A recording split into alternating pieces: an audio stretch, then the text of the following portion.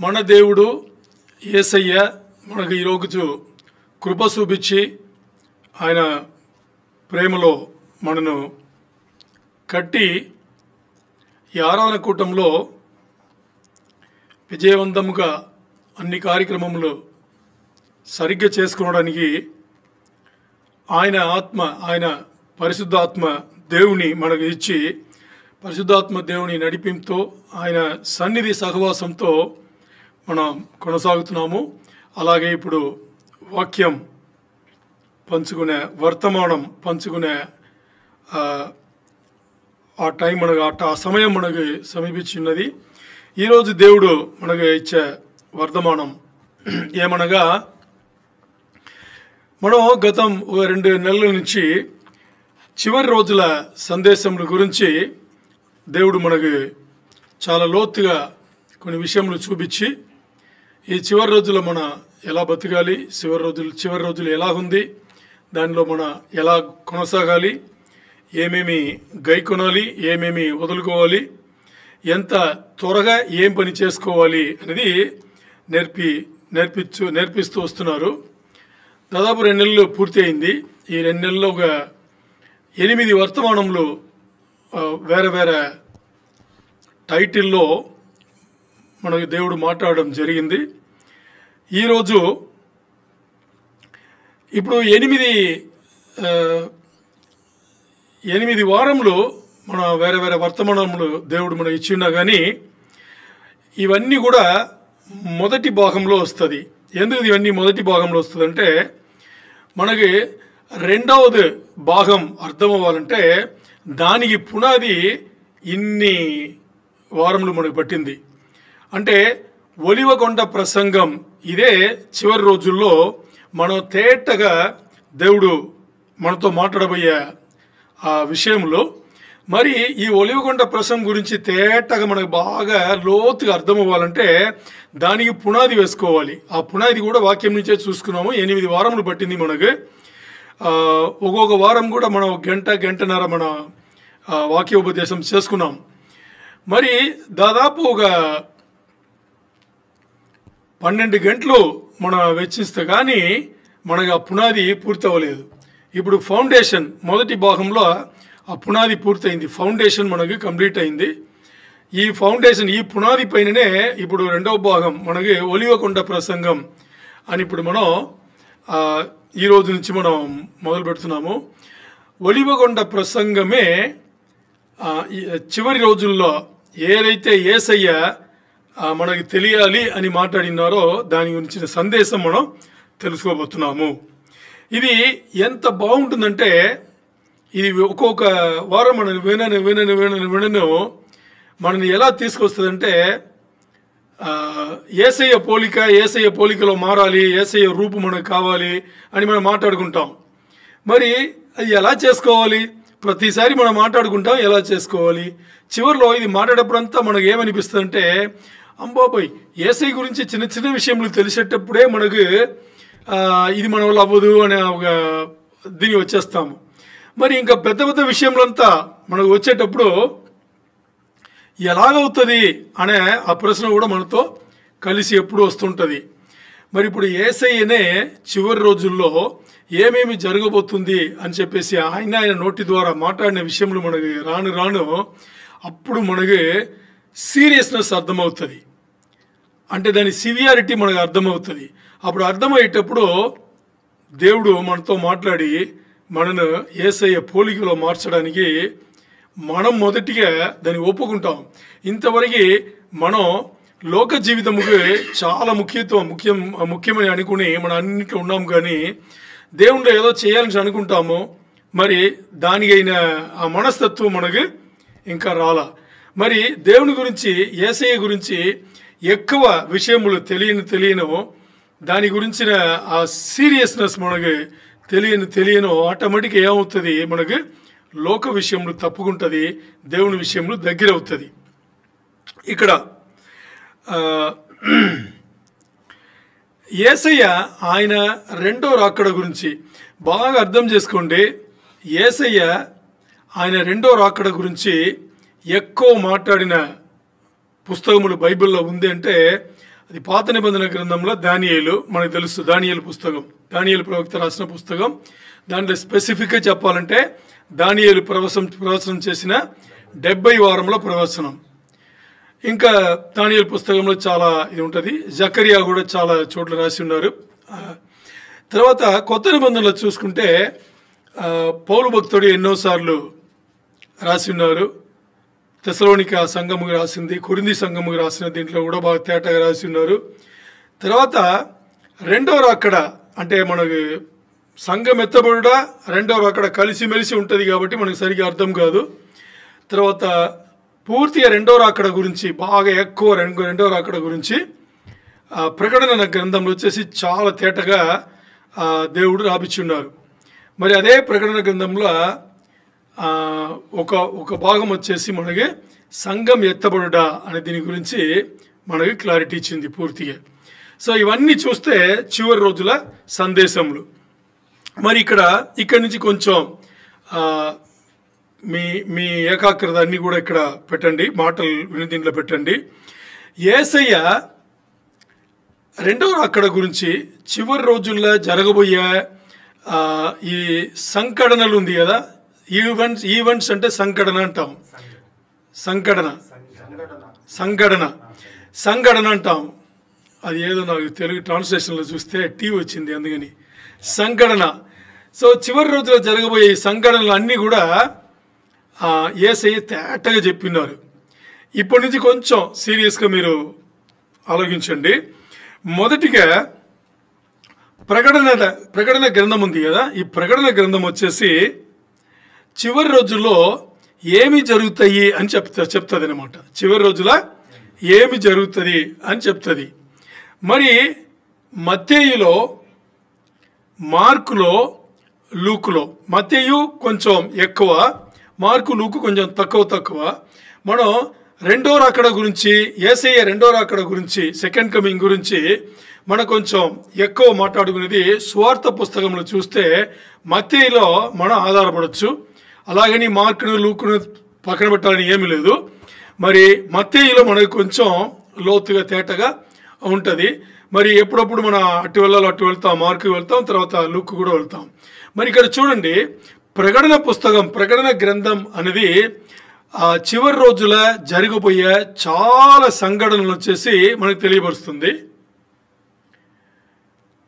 అలాగే ఒలివగొండ ప్రసంగం ఉందే, మత్తయి సువార్తల రాయబడిన ఒలివగొండ ప్రసంగం వచ్చేసి అది ఎప్పుడు జరుగుతుంది అని చెప్తుంది.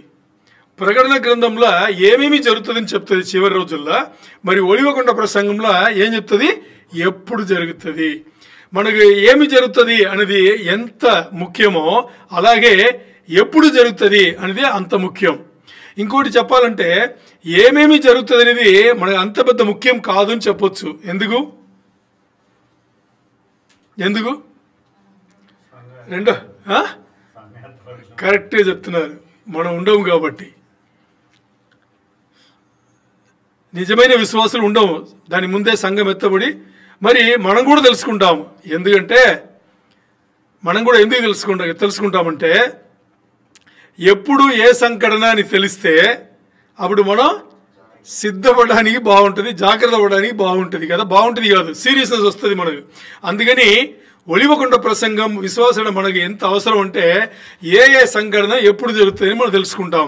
మరి ప్రకటన గ్రంథం వచ్చేసి దేనికి ఏమేమి ఈ చివరి రోజుల్లో జరుగుతుంది దీనికి మనకు చాలా చాలా అది ముఖ్యం అన్నమాట. ఇంకోటి ఈ ఒలివకొండ ప్రసంగం మనం ఈ రోజు నుంచి యేసయ్య చేసిన ఒలివకొండ ప్రసంగం వచ్చేసి ఈ రోజు నుంచి మనం మొదలు పెడుతున్నాము. ఇది మనం నెమ్మది వెళ్తాం. ఎందుకు నెమ్మది వెళ్తామంటే ఇది మనకు ఎంతో అవసరం కాబట్టి ఆ నెమ్మది వెళ్తాం. ఇంకోటి చెప్పింది మరి చెప్తూనే ఉంటాము. కారణం ఏంటంటే ఇదే మన జీవితంగా అవసరం కాబట్టి. ఎన్నిసార్లు వింటామో అన్నిసార్లు మనకి ఇప్పుడు మన స్కూల్లో కాలేజీలో ఎవరు చదివి ఉంటామో స్కూల్లో చదివి ఉంటాం మనం. అంటే కాలేజీకి వెళ్ళమనికి అది వెళ్ళి ఉంటాం, మరి ఎవరు చదివి ఉంటాం అప్పుడు కాలేజీ జాలి అని వెళ్ళేసి ఉంటాం. స్కూల్లో చదివేటప్పుడు ఏం చేస్తామంటే ఒకటి తీసుకుని ఆల్రెడీ టీచర్స్ అక్కడ చెప్పింటారు, మనకు ఎక్స్ప్లెయిన్ చేసి ఉంటారు. మనం ఇంటికి వచ్చిన తర్వాత తల్లిదండ్రుల దగ్గర అడుగుతాం, మరి మనం చదువుతాం. మనం ఒకసారి 7th అలా పూర్తి ఉండిపోతుందా, ఉండిపోదు. మరి మరి మరి మరి ఇంకా కొంతమంది చూస్తే స్టూడెంట్స్ రొమ్ము గుద్దుకుని చదువుతారు. చూసారా ఎవరన్నా? నేను చూశాను. నేను చదివిన రోజుల్లో నేను చూసా. బుక్లో ఉంటుంది ఒక చేతిలో ఇంకో చెయ్యి రొమ్మును ఇలా గుద్దుకునే వాళ్ళు ఉన్నారు, ఇలా కొట్టుకునే వాళ్ళు ఉన్నారు. ఆ ప్రాబ్లం వెళ్ళిపోతుంది అని చెప్పేసి అన్ని మూఢనమ్మకం. మరి చేసిన వాళ్ళు చూశాను నేను. మరి వాళ్ళు కూడా మంచి మార్కులే తెచ్చుకున్నారు. పని చేసింది ఏమో. సో ఇన్నిసార్లు విన్నా కానీ ఎగ్జామ్కి వచ్చినప్పుడు అన్నీ మర్చిపోతాయి కదా. అప్పుడు ఆ పని ఒక పనే ఉంటుంది మనకి. చదివేటప్పుడు చదివే పనే కదా, ఒక పనే ఉంటుంది. మరి అన్నీ మర్చిపోయి ఉంటుంది. మరి ఇప్పుడు మనకి ఆల్రెడీ చాలా ఉన్నాయి. ఏమేమి ఉన్నాయి జీవితంలో, ఏమేమి ఉన్నాయి, ఇవన్నీ గుర్తుపట్టుకుని ఇది కూడా గుర్తుపట్టుకోవాలంటే కష్టం అవుతుంది కదా. అందుకని మరి వస్తూనే ఉంటుంది. నెమ్మదిగా మనం వెళ్తాం. దీంట్లో ఎందుకు మనం నెమ్మదిగా వెళ్తాము అంటే, యేసయ్య ఏమేమి చెప్పినారో అవన్నీ ఒక్కటి విడవకుండా మనం అన్నీ కూడా తెలుసుకోవాలని ఉద్దేశం అన్నమాట. ఇప్పుడు ఈ ఒలివకొండ ప్రసంగంలో మనం ముఖ్యంగా ఏం చూసుకోబోతున్నామంటే, యేసయ్య వివరణ ఇచ్చిన ఈ చివరి రోజులు లేకపోతే ఈ యుగం, ఏ యుగంలో ఉన్నాం మనం? ఇక్కడ వినండి. ఏ యుగంలో ఉన్నాం మనం? సంఘ యుగంలో ఉన్నాం, సంఘ కాలంలో ఉన్నాం. ఈ యుగం ముగింపు అని ఉంటుంది కదా, ఉండాలి కదా. ఈ యుగం ఒక ముగింపు ఉంటేనే కదా రాబోయే యుగముకి ప్రారంభం ఉంటుంది కదా. ఇప్పుడు యేసయ్య వచ్చేసి చెప్పింది ఎలా చెప్పింటారంటే, ఈ యుగం ముగింపుకు రావాలి అంటే దానికి ఏమేమి సంఘటనలు జరుగుతాయని చెప్తారు ఆయన. ఏమేమి సంఘటనలు జరిగిన తర్వాత ఈ యుగం ముగింపు వస్తుంది అని చెప్పింటారు. ఇప్పుడు మనం తెలుసుకోవాలా వద్దా? విశ్వాసులకి ఇది అవసరం. ఓకే, మనందరూ చివరి రోజులు ఉన్నామా? మనందరూ చివరి రోజుల్లో ఉన్నామా? అవునా కాదా? ఎలా చెప్తున్నారు? ఎలా చెప్తారు? ఎలా చెప్తున్నాం మనందరూ చివరి రోజుల్లో ఉన్నామని చెప్పేసి? అంటే అది బాగాలేదు, ఇది బాగాలేదు, ఈరోజు ఉండే మన సొసైటీ అలాగుంది, వాతావరణం అలాగుంది, లేకపోతే రాజకీయ వ్యవస్థ అలాగుంది, దాని గురించా?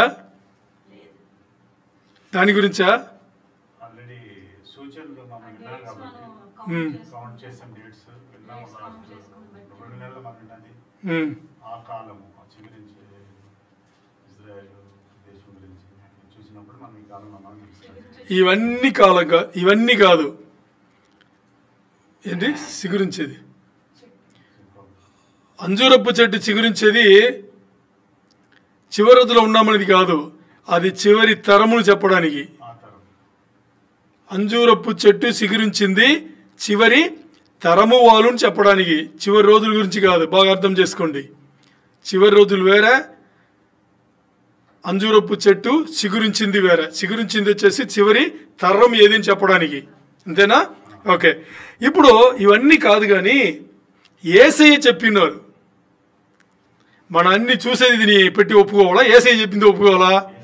యేసయ్య చెప్పింది ఒప్పుకోవాలి.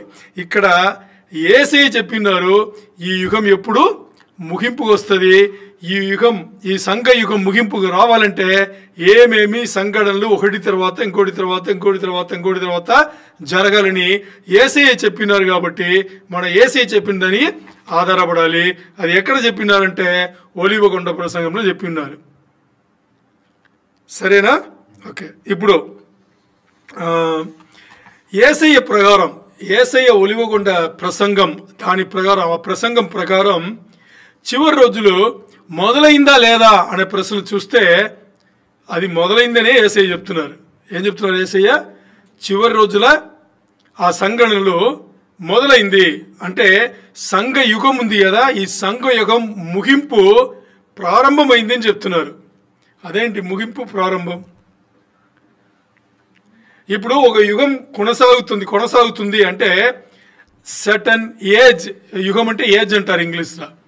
సర్టన్ ఏజ్ ఈజ్ కంటిన్యూయింగ్ అనేది వేరు.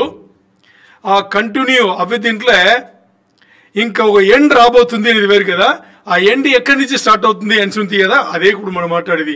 సంఘ యుగం వచ్చేసి సంఘ కాలం ఎప్పుడు ముగింపు వస్తుంది అనేది యేసయ్య ఎలా చెప్తున్నారంటే కొన్ని సంఘటనలు ఒకటి తర్వాత ఒకటి జరిగిని పెట్టి ఆయన చెప్తున్నారు. అంటేనే అది ఆల్రెడీ స్టార్ట్ అయింది. మరి మనం ఏదైతే అనుకున్నామో అది కాదు. మనం ఏమనుకుంటాం, ఈ దేశం చూడు, ఆ దేశం చూడు, అది చూడు, ఇది చూడు, వీరలా ఉన్నా చూడు, ఆ జనలు, ఇది కాదు. మరి యేసయ్య కొన్ని సూచనలు ఆయన చెప్పి అది జరుగుతుంది. నేను చివరి రోజులు ఈ యుగం ఒక ముగింపు వస్తుంది అని చెప్పగానే నేను దేని గురించి మాట్లాడలేదంటే ఈ 7 ఏళ్ల శ్రమల కాలం ఉంది కదా, శ్రమలు మహాశ్రమలు, నేను దాని గురించి అయితే మాట్లాడలేదు. దాని తేటగా చెప్పిన దానియేలు ప్రవచనం గురించిన 70 వారముల ప్రవచనం గురించి కూడా నేను చెప్పట్లేదు. మరి నేను చెప్పేది దేని పెట్టి అంటే శ్రమల కాలంకు ముందు జరగబోయే ప్రతి సంఘటనలు ఉంటుంది కదా, శ్రమల కాలం 7 ఏళ్ల శ్రమల కాలంకు ముందు జరగబోయే సంఘటనలు ఒకటి తర్వాత జరగబోయే సంఘటనలు యేసయ్య చెప్పిన దాన్ని ఆధారపడి మనం ఇక్కడ మాట్లాడుతున్నాము. ఇప్పుడు చూద్దాం. ఈ సంఘటనలు వచ్చేసి ఒకటొకటి ఈవెంట్స్ వచ్చేసి ఒకటి తర్వాత ఒకటి జరిగిందని పెట్టి యేసయ్య ఏం చెప్పారు, మొదలైంది అని చెప్పేసి ఆయన చెప్తున్నారు. ఈ సంఘటనలు అన్నీ కూడా ఒకటొకటి జరిగిన తర్వాత ఇవన్నీ జరగను అప్పుడు యేసయ్య ఏమంటున్నారు, ఇది అప్పుడే మొదలైంది అని చెప్పేసి యేసయ్య చెప్పారు. ఇప్పుడు అందుకని ఇక్కడ బాగా అర్థం చేసుకోండి, ఒక ముఖ్యమైన మాట వినండి, బాగా అర్థం చేసుకోండి. ఇక్కడ మనకు తెలుసు దీని ముందు సందేశంలో మననే ఫైనల్ జనరేషన్ అనుకున్నాం కదా, మనమే ఫైనల్ జనరేషన్ అంటే మనం ఫైనల్ జనరేషన్ అని చెప్పగానే ఇప్పుడు బతికుండే వాళ్ళందరూ ఫైనల్ జనరేషన్ చెప్పడానికి లేదు, చివరి తరము వారు అని చెప్తున్నాం కదా. మనమే సంఘం ఎత్తపడడానికి ఉండే చివరి తరం అని మనం మాట్లాడుతున్నాం. మరి ఈరోజు బతి వాళ్ళందరూ కూడా చివరి తరము వాళ్ళు కాదు, రెండుకి తేడా ఉంది. మనము చివరి తరము వారు అని చెప్పేదానికి ఈరోజు బతుండే వాళ్ళందరూ కూడా చివరి తరము వారు అని చెప్పడానికి తేడా ఉంది. ఏం తేడా అంటే మనము చివరి తరము వారు అంటే వీఆర్ ద ఫైనల్ జనరేషన్ అని దానికి ఏం అర్థం అంటే May 14 తర్వాత 1948 May 14 తర్వాత అంటే మే నెల 14వ తారీఖు 1948కి తర్వాత పుట్టిన వాళ్ళు చివరి తరం వాళ్ళు. మరి ఇప్పుడు బతి వాళ్ళందరూ వాళ్ళే ఉన్నారా, దాని ముందు పుట్టిన వాళ్ళు కూడా ఉండొచ్చా? ఉన్నారు, చాలా మంది ఉన్నారు. అర్థమైందా? సో చివరి తరము వారు అనేది వేరు, ఇప్పుడు బతికిండే వాళ్ళు అనేది కూడా వేరు అనేది మనం అర్థం చేసుకోవాలి. ఇప్పుడు మరి మనకు బాగా గుర్తుండాల్సింది ఏంటి, మనమే చివరి తరం. అనగా May 14 1948 తర్వాత ఎవరెవరు పుట్టినారో వాళ్ళందరూ కూడా చివరి తరం, ద ఫైనల్ జనరేషన్. ఓకే, మనకి ఒక మంచి విషయం ఏంటంటే చివరి తరం అనగానే మనకేంటంటే మనం ప్రభు రాకడను అంటే సంఘం ఎత్తబడుట అనేది మన కంటారు చూస్తాము. అర్థమైందా? ఇప్పుడు సంఘం ఎత్తబడడం ముందు మనం మరణిస్తే మన కంటారు చూడలేం కదా.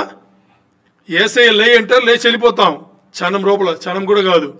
మరి చివరి తరం అంటే వాళ్ళకుండే ఒక మంచి విషయం ఏంటి, ఎవరైతే నిజమైన విశ్వాసం యేసయ్యలో పెట్టి యేసయ్యలో జీవించి యేసయ్య కోసమే మరణిస్తారో వాళ్ళేమవుతారు, యేసయ్య రాకడను, ప్రభు రాకడను, సంఘం ఎత్తబడుట దాన్ని చూస్తారు. ఇప్పుడు ఇక్కడతో మనకి ఏమి మొదలవుతుంది అంటే ఇది మనకి రెండో భాగంకు వాక్యం నుంచి చివరి రోజుల్లో రెండో భాగం మన వర్తమానం మొదలవుతుంది. ఎక్కడి నుంచి మొదలవుతుంది అంటే మత్తేయు రాసిన స్వార్థ పుస్తకం మత్తేయు రాసింది 24వ అధ్యాయంలో మొదటి 2 వచనంలో దీని ముందు మనం చూసుకున్నాము. ఈ మొదటి 2 వచనంలో కొన్ని విషయములు జరుగుతుంది. దాని తర్వాత ఏమవుతుంది, యేసయ్య ఒలివకొండ ప్రసంగం మొదలు పెడతారనమాట. ఇప్పుడు మత్తేయు 24:1-2 తెలుగులో చదవండి, నేను కూడా వెనక్కి చెప్తాను.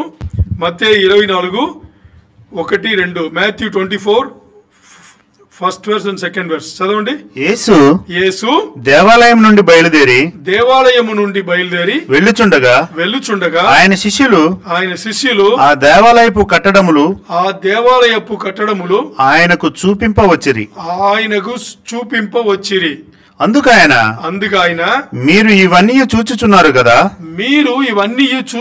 కదా, రాతి మీద రాయి ఒక్కటైనను ఇక్కడ నిలిచి ఉండకుండా పడద్రోయబడునని మీతో నిశ్చయముగా చెప్పుచున్నానని వారితో నేను. ఆమేన్. చూసారా, ఇక్కడ సన్నివేశం ఏంటి అంటే యెరూషలేము మందిరం మనకు తెలుసు కదా. యెరూషలేము మందిరం ఆ ప్రవాహం ఉంది కదా, ఆ ప్రదేశం నుంచి అంతవరకు ఏదో మాట్లాడుతున్న వాళ్ళు బయలుదేరుతున్నారు. 23వ అధ్యాయం కూడా మనం చూసాం. మాట్లాడుతున్న వాళ్ళు బయలుదేరేటప్పుడు అప్పుడు శిష్యులు ఏం చెప్తున్నారంటే, ఏం చూపిస్తున్నారు, యేసయ్య వచ్చేసి యేసు ప్రభువా ఇక్కడ చూడు అని చెప్పేసి ఏమి చూపిస్తున్నారంటే, ఆ యెరూషలేము మందిరం ఉండే కట్టడములు ఉన్నాయి కదా, ఆ కూడా గోపురములు అన్నీ ఉంటుంది కదా, దాన్ని చూపించి దాని పక్కనుండే కట్టడములు అన్నీ చూపించి ఏమంటున్నారంటే యేసయ్యతో, యేసయ్య ఇవన్నీ కోల్పోతాయని చెప్తావా? దాని ముందు చెప్పారు కదా 23వ అధ్యాయంలో, ఇవన్నీ కోల్పోతాయని చెప్పావా? ఇవన్నీ కుప్పకూలిపోతాయని చెప్తున్నావా? నాశనమైపోతాయని చెప్తున్నావా? మీకు ఇక్కడ ఏమి ఉండదని చెప్తున్నావా? ఇది ఎడారిలాగా అయిపోతుందని చెప్తున్నావా? ఇన్ని వేస్తారు వాళ్ళు. ఇన్ని వేసిన తర్వాత అప్పుడు యేసయ్య అక్కడి నుంచి బయలుదేరుతూ అప్పుడు సమాధానం ఇస్తారు. అది 2వ వచనంలో ఏమని సమాధానం ఇస్తున్నారు? ఏదైతే మీరు ఇప్పుడు చూస్తున్నారో, ఏది చూస్తున్నారు వాళ్ళు? 2 చూస్తున్నారు అక్కడ. ఏంటి? యెరూషలేము మందిరం చూస్తున్నారు, దాని పక్కన కట్టడంలో అన్ని కూడా బిల్డింగ్స్ అన్ని కూడా చూస్తున్నారు. చూసి అప్పుడు దాన్ని చూపించి యేసయ్య ఏం చెప్తున్నారు, ఇప్పుడు మీరు ఏదైతే చూస్తున్నారో అది ఆ కట్టడంలో ఆ బిల్డింగ్లు అన్ని కూడా ఒక్క రాయి పైన ఇంకో రాయి ఉండకుండా, అంటే ఒక ఇటుక పైన ఇంకో ఇటుక లేకుండా ఇదన్నీ కుప్పకూలిపోతుంది అని చెప్పేసి నేను నిశ్చయముగా చెప్తున్నాను. యేసయ్య అలా చెప్తేనే జరుగుతుంది. ఇప్పుడు ఏం చెప్తున్నారు? నిశ్చయముగా చెప్తున్నాను అని చెప్పేసి ఇక్కడ తేటగా చెప్పినారు. ఇప్పుడు 8 వారములు జరిగిందని లైట్గా మీకు గుర్తుకు తెచ్చి తర్వాత ఈరోజు వర్తమానంకి వెళ్తాం. అది లైట్గా అంటే చాలా లైట్గా తీసుకుందాం. యేసయ్య ఏప్రిల్ 6వ తారీఖు క్రీస్తు శకం 32లో, ఏప్రిల్ 6, 32 AD క్రీస్తు శకం 32లో విజయవంతమైన ఏమయ్యారు ప్రదేశం అంటే యెరూషలేము మందిరముకు ఆయన ఎంటర్ అయ్యి నేనే నిజమైన దేవుడు, మెస్సయ్య, నేనే రక్షకుడు అంటారు. మెస్సయ్య అంటే దానికి అర్థం ఏంటంటే ద అనాయింటెడ్ వన్ అంటే అభిషిక్తుడు, ఆశీర్వాదం పొందిన వ్యక్తి. సో రక్షకుడు నేనే అని చెప్పేసి ఆయన యెరూషలేము మందిరంలో విజయవంతంగా ప్రవేశం చేస్తారు కదా. ఇది ఏప్రిల్ 6వ తారీఖు క్రీస్తు శకం 32. మరి ఇక్కడ మన అందరూ కూడా యూదుల పెద్దలందరూ యేసయ్యను ఆహ్వానిస్తారో ఏమని మనం అనుకుంటే వాళ్ళు ఆహ్వానించలేదు కదా. ఆహ్వానించలేదు కాకుండా మాత్రం కాదు, వీళ్ళు ఏం చేశారు, వీళ్ళ ఇన్ఫ్లుయెన్స్ను వాడి, అంటే వీళ్ళ శక్తిని వాడి వీళ్ళు ఏం చేశారు, మొత్తం ఇశ్రాయేల్ దేశంను యేసయ్య ఎదురుగా తిప్పి యేసయ్యకు ఎవరు సపోర్ట్ చేయకుండా చేసేట కూడా ఆ పని కూడా చేశారు. సో ఇలాంటి పని వాళ్ళు చేశారు కాబట్టి ఇప్పుడు యేసయ్య పలిగిన మాట ఆయన అక్కడ వాళ్ళకి శపించారని చూసాం. ఏమని శపించారు? మీరు 3 విషయాలు చెప్పారు. ఒకటి ఏంటి, ఏదైతే ఈ మందిరం ఉందో దాని పక్కనుండే కట్టడములు బిల్డింగ్లు ఉన్నాయో ఇవన్నీ రాయి దాని ముందే 23లో చూసాం మనం, ఇది పోతుంది, కుప్పగూలి నాశనం అవుతుంది అని చెప్తే దానికి అర్థం ఏంటంటే అక్కడ ఏమి అప్పుడు చెప్పింది ఆయన, ఏమి ఉండదు అని ఆయన చెప్పలేదు. దేవుని సన్నిధి ఉండదు, మీరు మందిరం ఉంటుంది, మీ బిల్డింగ్లు ఉంటుంది, మరి లోపల దేవుడు ఉండడు. ఇది మొదటిది. రెండవది ఏం చెప్పారు ఆయన, యూదులందరూ కూడా ప్రపంచవ్యాప్తంగా చల్లాచెదరి అయిపోతారు. ఇది రెండవది. మూడవది ఏం చూసుకున్నాము, మీ దగ్గరున్న దేవుని రాజ్యం తీసి అన్యులకు ఇవ్వబడుతుంది. ఈ మూడు కూడా జరిగిందా లేదా? దేవుని సన్నిధి, దేవుని ప్రెసెన్స్ అంటాం కదా, ఆ దేవుని మందిరంలో దేవుడు దిగి ఉండే ఆ మహిమ ఉండదు. ఇది మొదటిది. రెండవది ఏంటి? యూదులందరూ చెల్లా చెదరైపోతారు అన్ని ప్రపంచం మొత్తానికి. మూడవది ఏంటి? మీకు దేవుని రాజ్యం వచ్చేసి మీ దగ్గర నుంచి తీసి అన్యులకు ఇవ్వబడుతుంది. ఈ మూడు కూడా జరిగింది. దీని ముందు మనం చూసుకున్నాం, హిస్టారికల్ కాంటెక్స్ట్ చూసుకున్నాం. 8వ దీంట్లో పోయిన వారం మనం చూసుకున్నాం. సరేనా? మరి ఇప్పుడు ఇది వినగానే శిష్యులకి చేసే చెప్పి శిష్యులు ఇది వినగానే వాళ్ళు తట్టుకోలేకపోయారు. ఎందుకు తట్టుకోలేకపోయారంటే యేసయ్య మాట్లాడింది వాళ్ళు విన్నారు. మరి వాళ్ళ కంటి ముందు ఏం చూస్తున్నారు? చాలా అందమైన మందిరం కనిపిస్తుంది, పెద్ద పెద్ద బిల్డింగ్లు కనిపిస్తుంది, అన్ని బాగుంది, అందంగా ఉంది. మరి వాళ్ళు దీన్ని సీరియస్ తీసుకోలేకపోతున్నారు. ఇంత బాగుండేది నువ్వు యేసయ్యను చూపి నువ్వు ఇది అన్ని నాశనం అవుతుందని చెప్తున్నావా? కుప్పకూలిపోతుందని చెప్తున్నావా? ఇక్కడ ఏముండదని చెప్తున్నావా? రాయి పైన రాయి ఉండదంటే ఏంటి? మొత్తానికి తరమట్టం అయిపోతుంది అని అదే కదా అర్థం. అలాగంటున్నావా అని చెప్పేసి అప్పుడే యేసయ్య మత్తయి 24:2 ఇప్పుడు చదువున్నాం కదా, దాంట్లో చెప్తున్నారు, నేను నిజముగా చెప్తున్నాను, మీరు ఏదైతే చూస్తున్నారో, ఏం చూస్తున్నారు వాళ్ళు? యెరూషలేమును, మందిరమును, ఆ పక్కన ఉండే బిల్డింగ్లు అన్నీ కూడా, పట్టణం అన్నీ కూడా చూస్తున్నారు. సో ఏదైతే మీరు చూస్తున్నారో రాయి పైన రాయి లేకుండా అన్ని నాశనంకి గురి అవుతుంది అని చెప్పేసి చెప్పింది మనం చూసాం. మరి ఇలా యేసయ్య చెప్పగానే ఇప్పుడు వాళ్ళు ఎన్నో ప్రశ్నలు. ఎందుకంటే కంటి ముందు చూసేది వేరు, యేసయ్యతో వినింది వేరు. మరి ఏం చేయాలని చెప్పేసి ఇంకా చాలా ప్రశ్నలు వస్తుంది. ఈ చాలా ప్రశ్నలతోనే ఇప్పుడు యేసయ్య ఒలివకొండ వెళ్ళి కూర్చున్నారు. మరి ముందున్న దీని ఎక్కువ దూరమే లేదు, అలా నడిచి వెళ్ళి ఇప్పుడు ఒలివకొండలో కూర్చున్నారు ఆయన. ఇప్పుడు ఒలివకొండలో కూర్చునేటప్పుడు యేసయ్య శిష్యుల్లో ఇన్నర్ సర్కిల్ అన్నాం కదా, దీంట్లో 4 ఉన్నారు శిష్యులు. ఎవరెవరు? యోహాన్ గారు, పేతురు,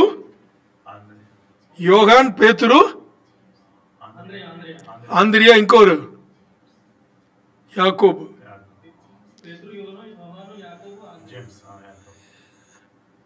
పీటర్, జాన్, జేమ్స్, ఆండ్రియో. పేతురు, యోహాను, యాకోబు, ఆంద్రియా, 4. ఈ 4 ఏం చేశారంటే ఎప్పుడు క్లోజ్గా ఏసై దగ్గరనే ఉండేవాళ్ళు. వీళ్ళు ఏసైని వెంబడించి ఏసై ఒలివకొండలో అక్కడ కూర్చున్న వెంటనే ఏసైని వెంబడించి వెళ్ళిన వాళ్ళు ఇప్పుడు ప్రశ్నలు వేస్తున్నారు. బాగా అర్థం చేసుకోండి, ఇప్పుడు ప్రశ్నలు వేస్తున్నారు. ఈ ప్రశ్నలకి సమాధానమే ఒలివకొండ ప్రసంగం. అర్థమైందా? ఈ ప్రశ్నలకు అన్ని సమాధానమే ఒలివకొండ ప్రసంగం. మరి వీళ్ళు వేసిన ప్రశ్నలు ఎన్ని అంటే 3 ప్రశ్నలు వేశారు. ఈ 3 ప్రశ్నలకు యేసయ్య జవాబిచ్చారు, సమాధానం ఇచ్చారు. అదే ఒలివకొండ ప్రసంగం.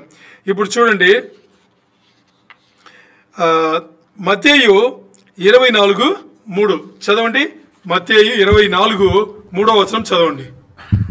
ఆయన ఒలివ కొండ మీద కూర్చుండి ఉన్నప్పుడు శిష్యులు ఆయన వద్దకు వచ్చి ఏకాంతముగా వచ్చి ఇది ఎప్పుడు జరుగును నీ రాకడను ఈ యుగ సమాప్తికి సూచనలు ఏవి మాతో చెప్పమనగా యేసు వారితో ఇట్లా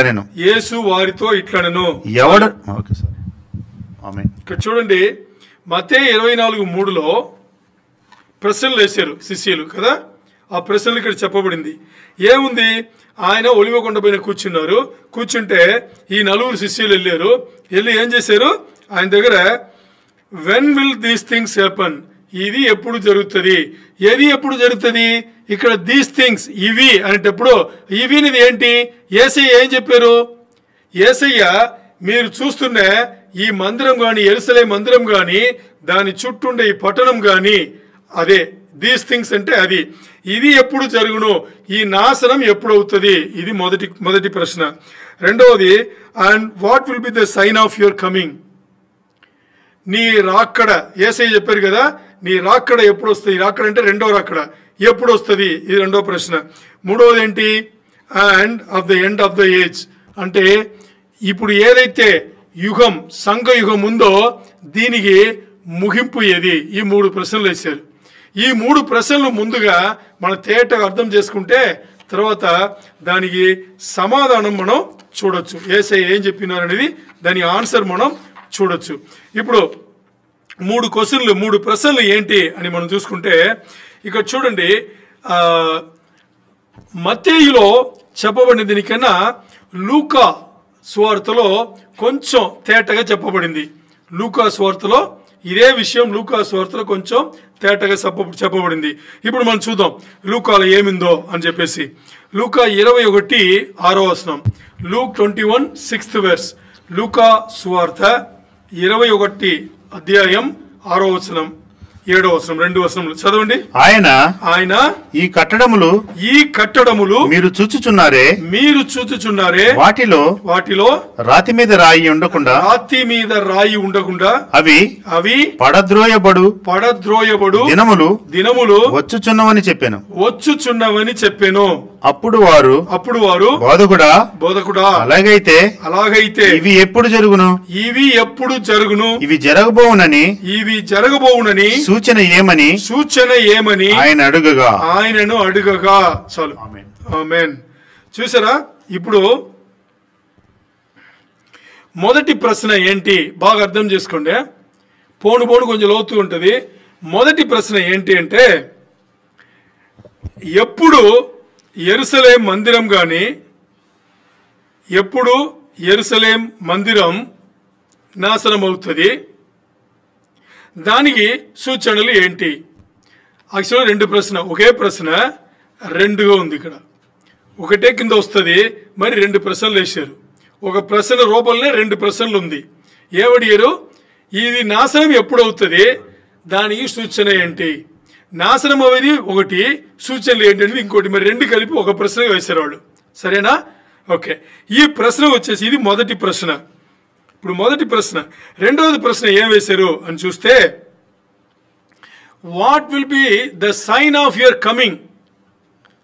మొదటి ప్రశ్న బాగా అర్థం చేసుకోండి. మొదటి ప్రశ్న, యెరూషలేము మందిరం నాశనం అవుతుంది మాట్లాడుతున్నాం కదా, అది మొదటి ప్రశ్నలో అది ఎప్పుడు జరుగుతుంది, దానికి సూచన ఏంటి? ఇది మొదటి ప్రశ్న. రెండో ప్రశ్న వచ్చేటప్పుడు ఏముంది అక్కడ? నీ రాకడకు సూచన ఏంటి? నీ రాకడ అంటే రెండవ రాకడ. నీ రాకడ సూచన ఏంటి? ఇది రెండవ ప్రశ్న. మరి ఇప్పుడు చూస్తే దీనికి ఈ ప్రశ్నకు సంఘం ఎత్తబడుట అనే దీనికి సంబంధం లేదు. ఈ ప్రశ్న దేనికి సంబంధించింది? రెండో రాకడ. బాగా సీరియస్గా అర్థం చేసుకోండి. మొదట్లో కొంచెం వదిలేస్తే అన్ని పోతుంది. ఈ ప్రశ్న దేనికి సంబంధించింది? నీ రెండో రాకడ అని దేనికి సంబంధించింది? Second coming. ఇది ర్యాప్చర్కి సంబంధం లేదు. ఎందుకంటే ర్యాప్చర్ అనేది సంఘం ఎత్తబడుట అనేది వెంటనే జరుగుతుంది. దీనికి సూచనలు ఏమీ లేవు. సంఘం ఎత్తబడితే ర్యాప్చర్ అనే దీనికి సూచనలు ఏమీ లేవు, ఏమి జరగదు. బైబిల్లో ఏ ప్రవచనం లేదు, ఏ గుర్తులు లేవు, ఏ ఎవిడెన్స్ లేవు. ఎప్పుడు జరుగుతుంది ఎవరికి తెలియదు. యేసయ్య కూడా తెలియదని చెప్పాం వాక్యంలో కదా. యేసయ్య కూడా తెలియదని చూసాం మనం. తండ్రికి మాత్రమే తెలుసు. సో ఇది ఎప్పుడు జరుగుతుందని తెలియదు. మరి ఇప్పుడు వాళ్ళు సూచన అడుగుతున్నారంటే అది దేనికి సంబంధించింది? రెండో రాకడకి సంబంధించిన ప్రశ్న అని మనం చూసుకోవాలి. మరి ఇప్పుడు మొదటి ప్రశ్న ఏంటి మనకు? యెరూషలేము మందిరం కదా ఎప్పుడు నాశనం అవుతుంది, దానికి సూచన ఏంటి? మొదటి ప్రశ్న. రెండో ప్రశ్న ఏంటి? నీ రెండో రాకడకు, యేసయ్య రెండో రాకడకు సూచన ఏంటి కదా. మరి మూడో ప్రశ్న ఏంటి? ఈ యుగం ముగింపుకు ఉంది కదా, ఈ యుగం ముగింపుకు ప్రారంభం ఏంటి? బాగా అర్థం చేసుకోండి. సంఘ యుగం ఉంది కదా, ఈ సంఘ యుగం ముగింపు వస్తుంది అని చెప్తున్నాం కదా. ఈ సంఘ యుగం ముగింపు వస్తుందంటే దానికి స్టార్టింగ్ పాయింట్ ఏది, దానికి ప్రారంభం ఏది అనేసి ఇది మూడో ప్రశ్న. ఇంకోసారి చెప్తున్నాను, ఎందుకంటే ఇది అర్థం కాలేదంటే దీని తర్వాత మాడబోయేది ఒకటి కన్ఫ్యూజ్ అవుతుంది. మొదటి ప్రశ్న ఏంటి? యెరూషలేము మందిరం ఎప్పుడు నాశనం అవుతుంది, దానికి సూచన ఏంటి? రెండో ప్రశ్న ఏంటి? యేసయ్య రెండో రాకడ ఎప్పుడు జరుగుతుంది? మూడో ప్రశ్న ఏంటి? ఇప్పుడు ఏదైతే యుగం జరుగుతుందో, సంఘ యుగం జరుగుతుంది, ఇది ముగింపుకు రావాలంటే దానికి స్టార్టింగ్ పాయింట్, ప్రారంభం ఏది? ఇది 3 ప్రశ్నలు. ఓకే, ఇప్పుడు చూస్తే మత్తయి 24:3లో మనం ఏం చూసుకున్నాము? ఎప్పుడు ఇవి జరుగుతుంది? ఏవి? మరి మందిరం, యెరూషలేము మందిరం ఎప్పుడు నాశనం అవుతుంది, దీనికి సూచన ఏంటి? ఇది మొదటి ప్రశ్న కదా. ఓకే, ఇప్పుడు యుగం అని మాట్లాడేటప్పుడు బాగా అర్థం చేసుకోండి. యుగం అని మాట్లాడేటప్పుడు ఆ రోజుల్లో ఉండే రబ్బోనీస్ ఉన్నారు కదా, బోధకులు. ఆ రోజు రబ్బోని రబ్బాయిస్ అంటారు, రబ్బాయి అంటారు, రబ్బోని అంటారు. ఈ 3లో ఏదైనా చెప్తారు. ఆ రోజు ఉండే బోధకులు వాళ్ళు మాట్లాడిన యుగం 2. అప్పుడు ఇశ్రాయేల్ దేశంలో వాళ్ళు మాట్లాడిన యుగంలో ద ఏజ్ అనేది 2. ఒకటి ప్రస్తుతానికి ఉండే ఈ యుగం, మనగది సంఘ యుగం. మరి యేసయ్యతో రాబోయే యుగం, ఈ 2 వాళ్ళకి తెలుసు. మరి ఇప్పుడు మనం చరిత్రం అన్ని కలిపి చూస్తే 7-8 యుగములు ఉన్నాయి. ఎన్ని ఉన్నాయి? 7-8 యుగములు. అంటే మన ఎన్నో యుగంలో ఉన్నామంటే దాదాపుగా చెప్పాలంటే ముందు ఆదాముకు ముందు ప్రీ ఆదామిక్ ఏజెన్సీ ఒకటి ఉంది. ఆదాముకు ముందు ప్రీ ఆదామిక్ ఏజ్, అది ఒక యుగము పెట్టుకున్నాం. తర్వాత ఆదాం పుట్టిన దాని నుంచి మొదలైంది ఆదామిక్ ఏజెన్సీ పెట్టుకున్నాం, ఆదాముగ యుగం అని చెప్పేసి. అర్థమైందా? ఆ తర్వాత వచ్చేటప్పుడు పాత నిబంధన అన్నీ కూడా దాని ఎవరు? అబ్రహాం, నోవా తర్వాత అబ్రహాం తర్వాత ఉండేవాళ్ళు దావీదు, ఇంకా సొలొమోను, ఇంకా వీళ్ళందరినీ కలిపితే అది ఒక యుగం. దాని తర్వాత యేసయ్య వచ్చిన తర్వాత సంఘ యుగం. ఈ యుగంలో దగ్గర 4-5వ యుగంలో మనం ఉన్నాం. మన రాబోయే యుగం ఏంటి? 1000 పరిపాలన, ధవళ సింహాసనం తీర్పు, 1000 పరిపాలన. దాని తర్వాత ధవళ సింహాసనం తీర్పు అది ఒకటి. దాని తర్వాత ఇంకా మనకి ఆత్మీయ లోకం, ఆ లోకంలో ఇంకా అదే యుగం అన్నమాట. అర్థమైందా? ఇలాగ చాలా ఉన్నాయి.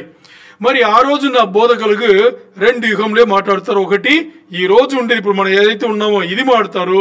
దీని తర్వాత వచ్చే యుగం మెస్సయానిక్, అంటే రక్షకుడితో మనకి జీవిత మనిషి వాళ్ళు కూడా మాట్లాడతారు. మరి ఇప్పుడు అలాంటి బోధకులు బోధించిందే కదా శిష్యులు ఆ రోజు వినింటారు. అదే మనస్తత్వమే కదా వాళ్ళకి కలిగి ఉంటుంది. సో అందుకని వాళ్ళకి ఇన్ని ప్రశ్నలు వచ్చింది. ఇప్పుడు యేసయ్య ఇలా మాట్లాడగానే వాళ్ళకి ఇన్ని ప్రశ్నలు వచ్చింది. ఆ ప్రశ్నలు ఒకటి పైన ఒకటి అడుగుతున్నారు. ఇప్పుడు చివరి రోజులు ఎప్పుడు, చివరి రోజుల ముగింపు ఎప్పుడు అనే దీనికన్నా అది ఎక్కడ మొదలైంది అనేది మనం కూడా తెలుసుకోవాలి కదా. మనకు తెలుసు అది చివరి రోజులు ఉంది అని మనం జనరల్గా మాట్లాడుతున్నాం, కానీ మామూలుగా మాట్లాడిస్తున్నాం, కానీ దానికి అది ముగింపుకు రావడానికి ఏముంది, ఆ ముగింపు రావడానికి ఎక్కడన్నా మొదలైందా లేదా అని మనకు కూడా తేటగా తెలియదు. అందుకని ఇక్కడ 3 ప్రశ్నలు, ఈ 3 ప్రశ్నలు మనకి తేటగా అర్థమైతే మనకి ఈ విషయంలో కూడా క్లారిటీ వచ్చేస్తుంది. మొదటి ప్రశ్న ఏంటి? మొదటి ప్రశ్న యెరూషలేము మందిరం ఎప్పుడు నాశనం అవుతుంది, తర్వాత దానికి సూచన ఏంటి? రెండో ప్రశ్న ఏంటి? యేసయ్య రెండో రాకడ ఎప్పుడు, దానికి సూచన ఏంటి? మూడో ప్రశ్న ఏంటి? ఈ యుగం ముగింపు ఎప్పుడు, ఈ యుగం ముగింపుకు ప్రారంభం ఎప్పుడు, ఈ యుగం ముగింపుకు ప్రారంభం ఎప్పుడు, దానికి సూచన ఏంటి? చూడండి, ఎప్పుడు సూచన ఏంటి, ఎప్పుడు సూచన ఏంటి, ఎప్పుడు సూచన ఏంటి? 3 ప్రశ్నలు, 3 ప్రశ్నలకు కూడా ఎప్పుడు సూచన, ఎప్పుడు సూచన, ఎప్పుడు సూచన.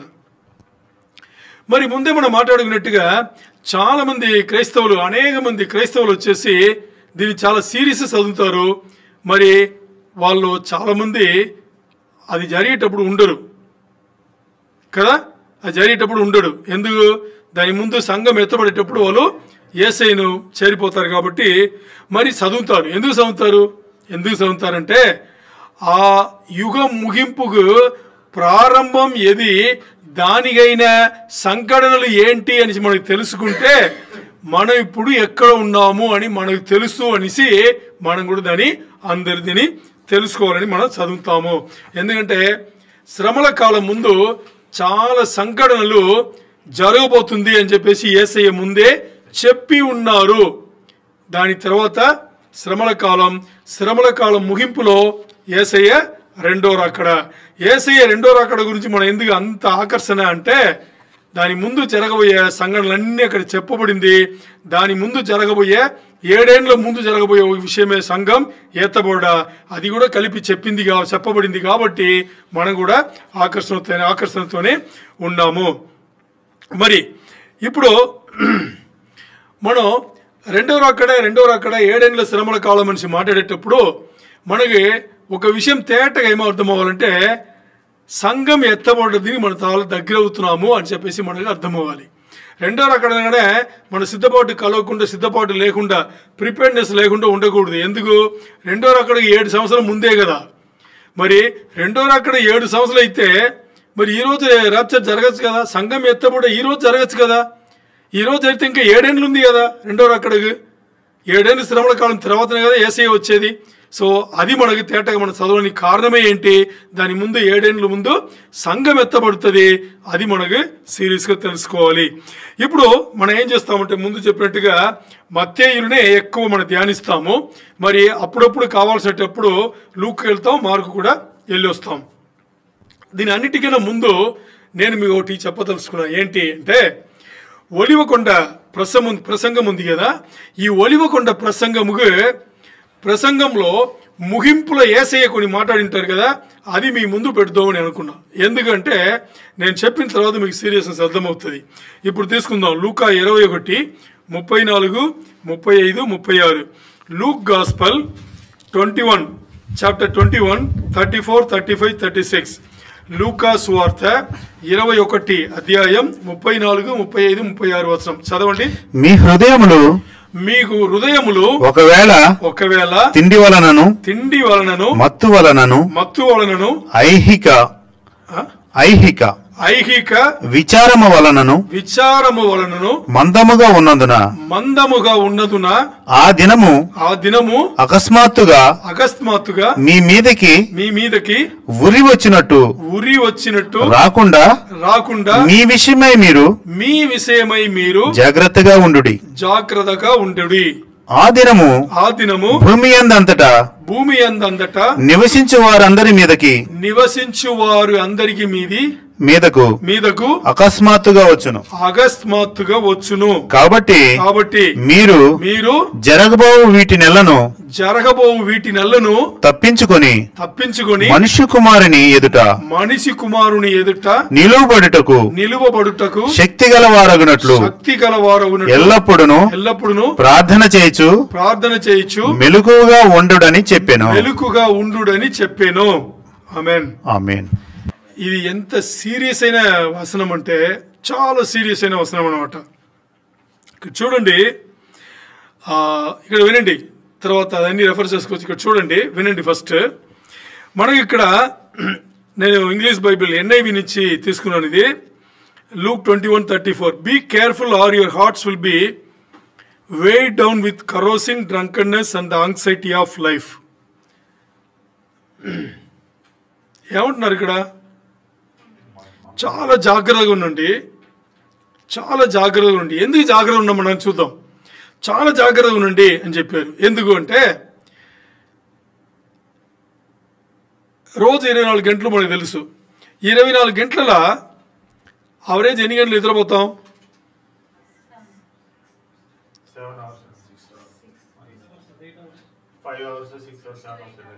లెక్కకు చూస్తే 8 గంటలు పెట్టుకోవాలి. నిద్ర 8 టైం ఉండదు అనేది ఓవర్ 4 గంటలు కూడా లేదు. దాన్ని ఏం చేయలేము. ఆవరేజ్ లెక్కకు తీసుకుంటే ఆవరేజ్ తీసుకుందాం. 8 గంటలు నిద్రపోవాలి. 10 గంటలు పడుకున్న 6 గంటలు లేస్తాం కదా. 10 గంటలు పడుకుంటే 6 గంటలు లేస్తాం. 8 గంటలు. ఇప్పుడు 8 గంటలు నిద్రపోయింది. ఇంకెన్ని గంటలు ఉంది 24లో? 16 గంటలు ఉన్నాయి. 16 గంటలు పనిచేసే వాళ్ళంటే జాబ్కి వెళ్తున్నారు కదా, లేదు జాబ్, స్కూలు ఇవన్నీ పెట్టుకుందాం, లేదు ఇంట్లో వంట పనులు అని అందరికీ కలిపి మాట్లాడుకుంటే ఎన్ని గంటలు అవుతుంది? అది అదే 10 గంటలు. 16లో 10 పోతే 6 గంటలు. ఇప్పుడు ఇంటికి వచ్చిన రావడానికి పోవడానికి ఎంత టైం పడుతుంది? అది 2 గంటలు పడుతుంది. ఇంకో 4 గంటలు ఉంది. ఈ 4 గంటల 3 పూట్లు తింటాం కదా, తింటామా? ఎన్ని గంటలు తింటాము? ఓ పూట ఎన్ని గంటలు తింటాము? ఓ 2 గంటలు పడుతుంది. మొత్తానికి కలిపి 2 గంటలు. ఇంకా మిగుతుంది 2 గంటలు.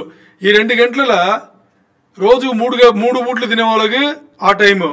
ఇంకా మధ్యలో 2 పూట్లు టీ తాగుతాం కదా, స్నాక్స్ టీ, అదే 1 గంట పోతుంది. 2 గంటలు ఇంకా ఎంత టైం ఉంది? 1.5 గంట. ఈ 1.5 గంటలలో బాగా అర్థం చేసుకోండి, ఇంట్లో ఒకరితో ఒకరు గొడవ ఆడేది ఉంది కదా, సీరియస్గా మాట్లాడడం, స్పీడ్గా మాట్లాడడం, గొడవ ఆడడం, ఇంకా మామూలు డిస్కషన్, ఇంకా సంతోషంగా ఉండడం, ఇవన్నీ చూస్తే ఎంత టైం పడుతుంది?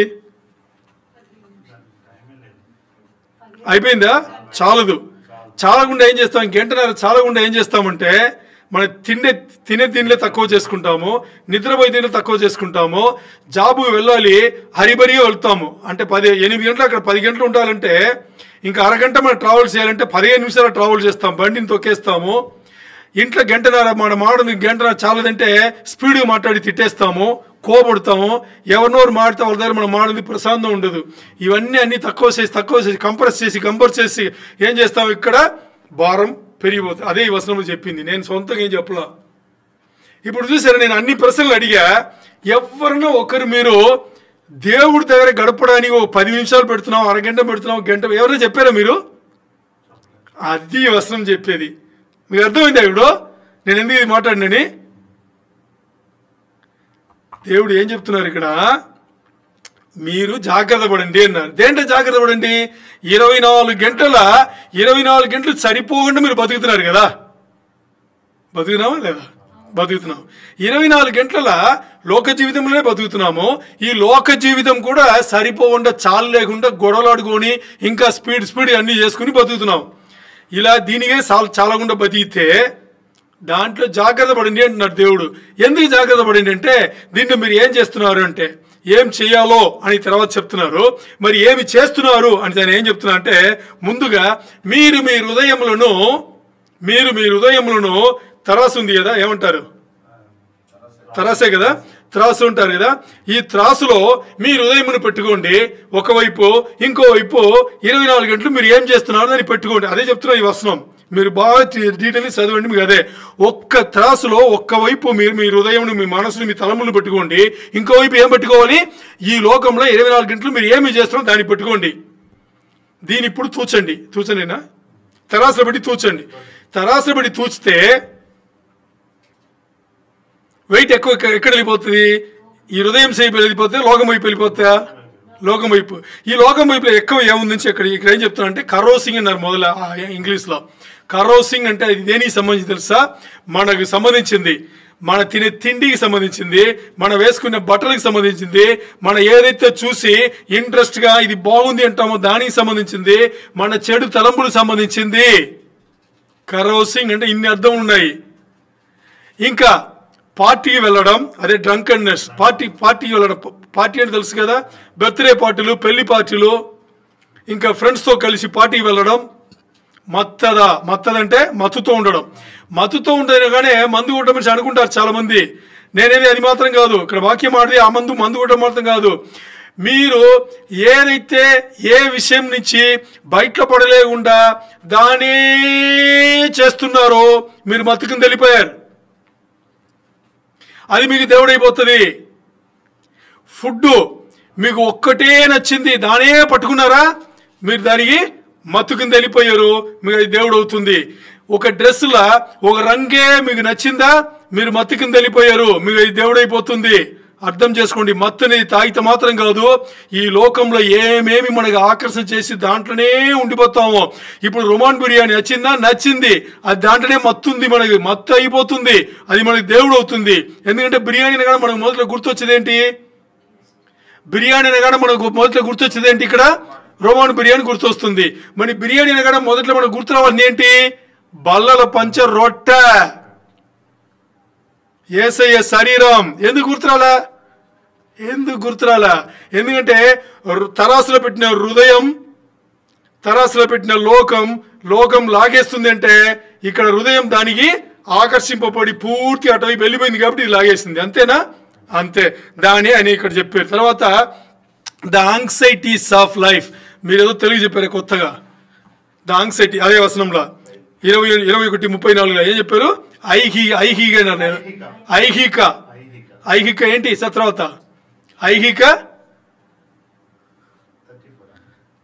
21:34 21:34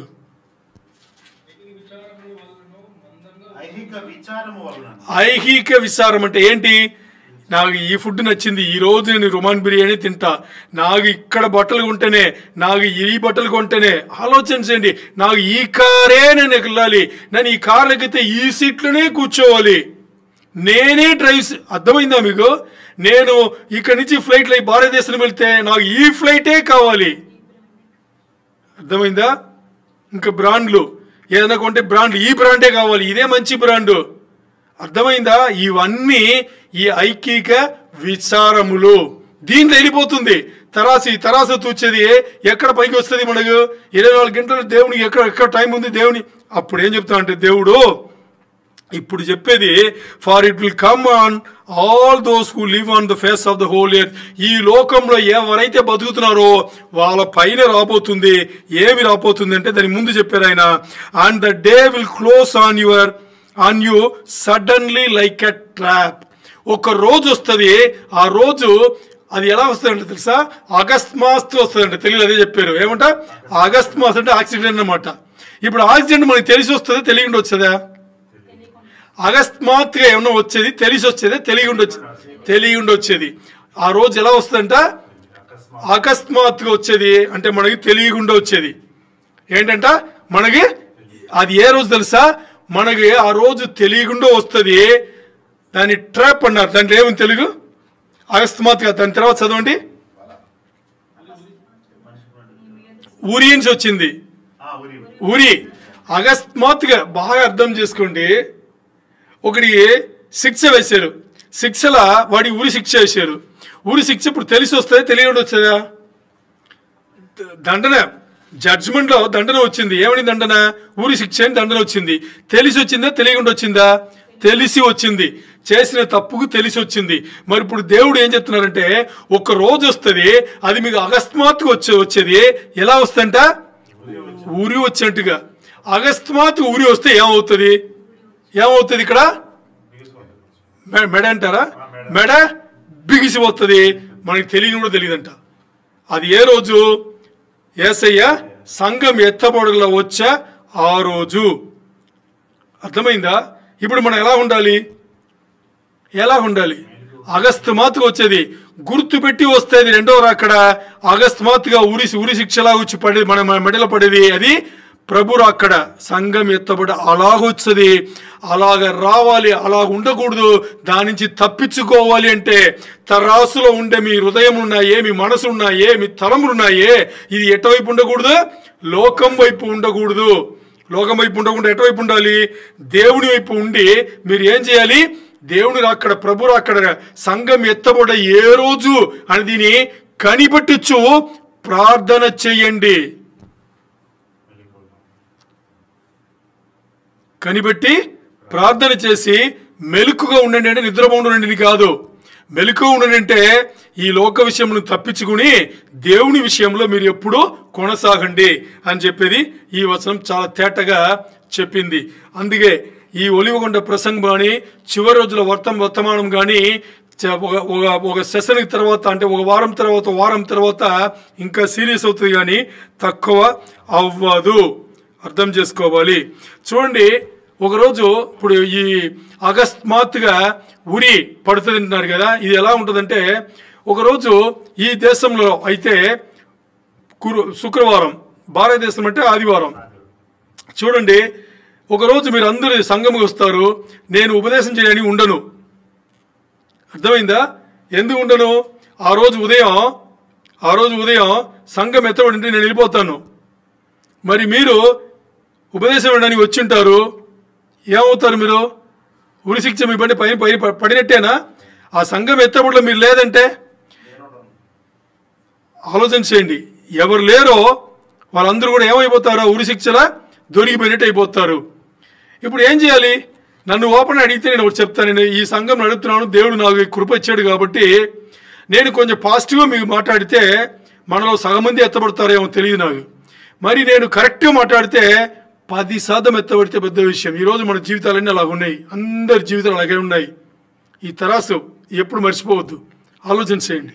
ఎక్కడున్నాం మనం, మన జీవితం ఎలా కొనసాగుతుంది, దేవుళ్ళు ఎంత టైం పెడుతున్నాము, సీరియస్గా ఆలోచన చేయండి. యేసయ్యను మధ్యాకాశంలో చేరుకోవాలి అంటే తరాసులో హృదయం, తలంబులు ఇవన్నీ ఒక్కవైపు ఉంటే ఇంకోవైపు ఈ లోకం సంబంధించిన ఆకర్షణలు అన్నీ ఉన్నాయే, ఇది కింద వెళ్ళకూడదు, ఎక్కడో పైన తేలాలి. మన హృదయం కింద వెళ్ళిపోవాలి. అక్కడ దేవుని విషయములు మాత్రమే, దేవుని సంబంధులై పూర్తిగా దేవునికి బతుకులో మనం ఉండాలి అనేది చాలా చాలా ఇంపార్టెంట్. ఓకే, ఇప్పుడు ఈ 3 ప్రశ్నలకు వద్దాం. ఇప్పుడు మనం మాట్లాడింది ఏం తెలుసా? ఒలివకొండ ప్రసంగం ముగింపులో యేసయ్య చెప్పింది మనం మాట్లాడుకున్నాం. మరి ఇప్పుడు ఎక్కడున్నాం మనం? ఒలివకొండ ప్రసంగం ప్రారంభంలో ఉన్నాం. అప్పుడు 3 ప్రశ్నలు వేసాడు. ఆ 3 ప్రశ్నలకి ఒకటి మనం సమాధానం చూద్దాం. ఇప్పుడు 3 ప్రశ్నలు వేశారు కదా, దాంట్లో యేసయ్య మొదటి ప్రశ్నకి సమాధానం చెప్పారు, 3వ ప్రశ్నకి మొదటి సమాధానం చెప్తారు. 2వ సమాధానం మొదటి ప్రశ్నకి చెప్తారు. 2వ ప్రశ్నకి సమాధానం 3వది చెప్తారు. మీకు అర్థం కాలేదు కదా? 3 ప్రశ్నలు వేసారు వాళ్ళు. మరి యేసయ్య వాళ్ళు ఎలా ప్రశ్నలు వేశారో అలా సమాధానం చెప్పాలా, లేదంటే ఎవరైతే స్వార్థ రాశారో వాళ్ళు అలాగ రాయల. మరి యేసయ్య ఎలా సమాధానం చెప్పారని చూస్తే 3 ప్రశ్నలలో 3వ ప్రశ్నకు మొదట్లో సమాధానం చెప్పారు. బాగా అర్థం చేసుకోండి. 3వ ప్రశ్నకి మొదట్లో సమాధానం చెప్పారు. మొదటి ప్రశ్నకి 2వది సమాధానం చెప్పారు. 2వ ప్రశ్నకి 3వది సమాధానం చెప్పారు. ఎందుకు అంటే కారణం ఉన్నాయి. యేసయ్య ఏదోటి చేస్తే కారణం 2 చేస్తారా? ఎందుకని చూద్దాం. ఎందుకని చేశారంటే ఇప్పుడు 3వ ప్రశ్న ఏమని చూద్దాం. ఎందుకంటే అదే మొదట్లో ఆయన సమాధానం చెప్పింది. 3వ ప్రశ్న ఏంటి అంటే, what is the sign that the end times have begin? అంటే ఈ సంఘ యుగం, ఈ కాలం ఉంది కదా, దీనికి ముగింపు, చివరి రోజుల ముగింపు అంటున్నాం కదా. ఈ చివరి రోజుల ముగింపు ప్రారంభం ఎక్కడ? చివరి రోజుల ముగింపుకు ప్రారంభం ఎక్కడ? అర్థమైందా? అంటే what is the sign that the end times have begin? చివరి రోజులు ఆరంభం అయింది అనే దానికి సూచన ఏంటి? ఇదే 3వ ప్రశ్న. దీని యేసయ్య మొదట్లో సమాధానం చెప్తున్నారు. ఎందుకు మొదట్లో సమాధానం చెప్తున్నారు అంటే, ఆయన మొదట్లో సమాధానం చెప్పడానికి కారణం ఏంటంటే, ఇప్పుడు చివరి రోజుల ముగింపుకు ఆ ప్రారంభం ఏది అని తెలియకపోతే మిగతా విషయాలు తెలిసి వేస్ట్. అంతేనా? చివరి రోజుల ముగింపు ఉంది కదా, ఆ ముగింపు దానికి ప్రారంభం ఏది అని తెలియకపోతే మిగతా అన్ని తెలిసి వేస్ట్.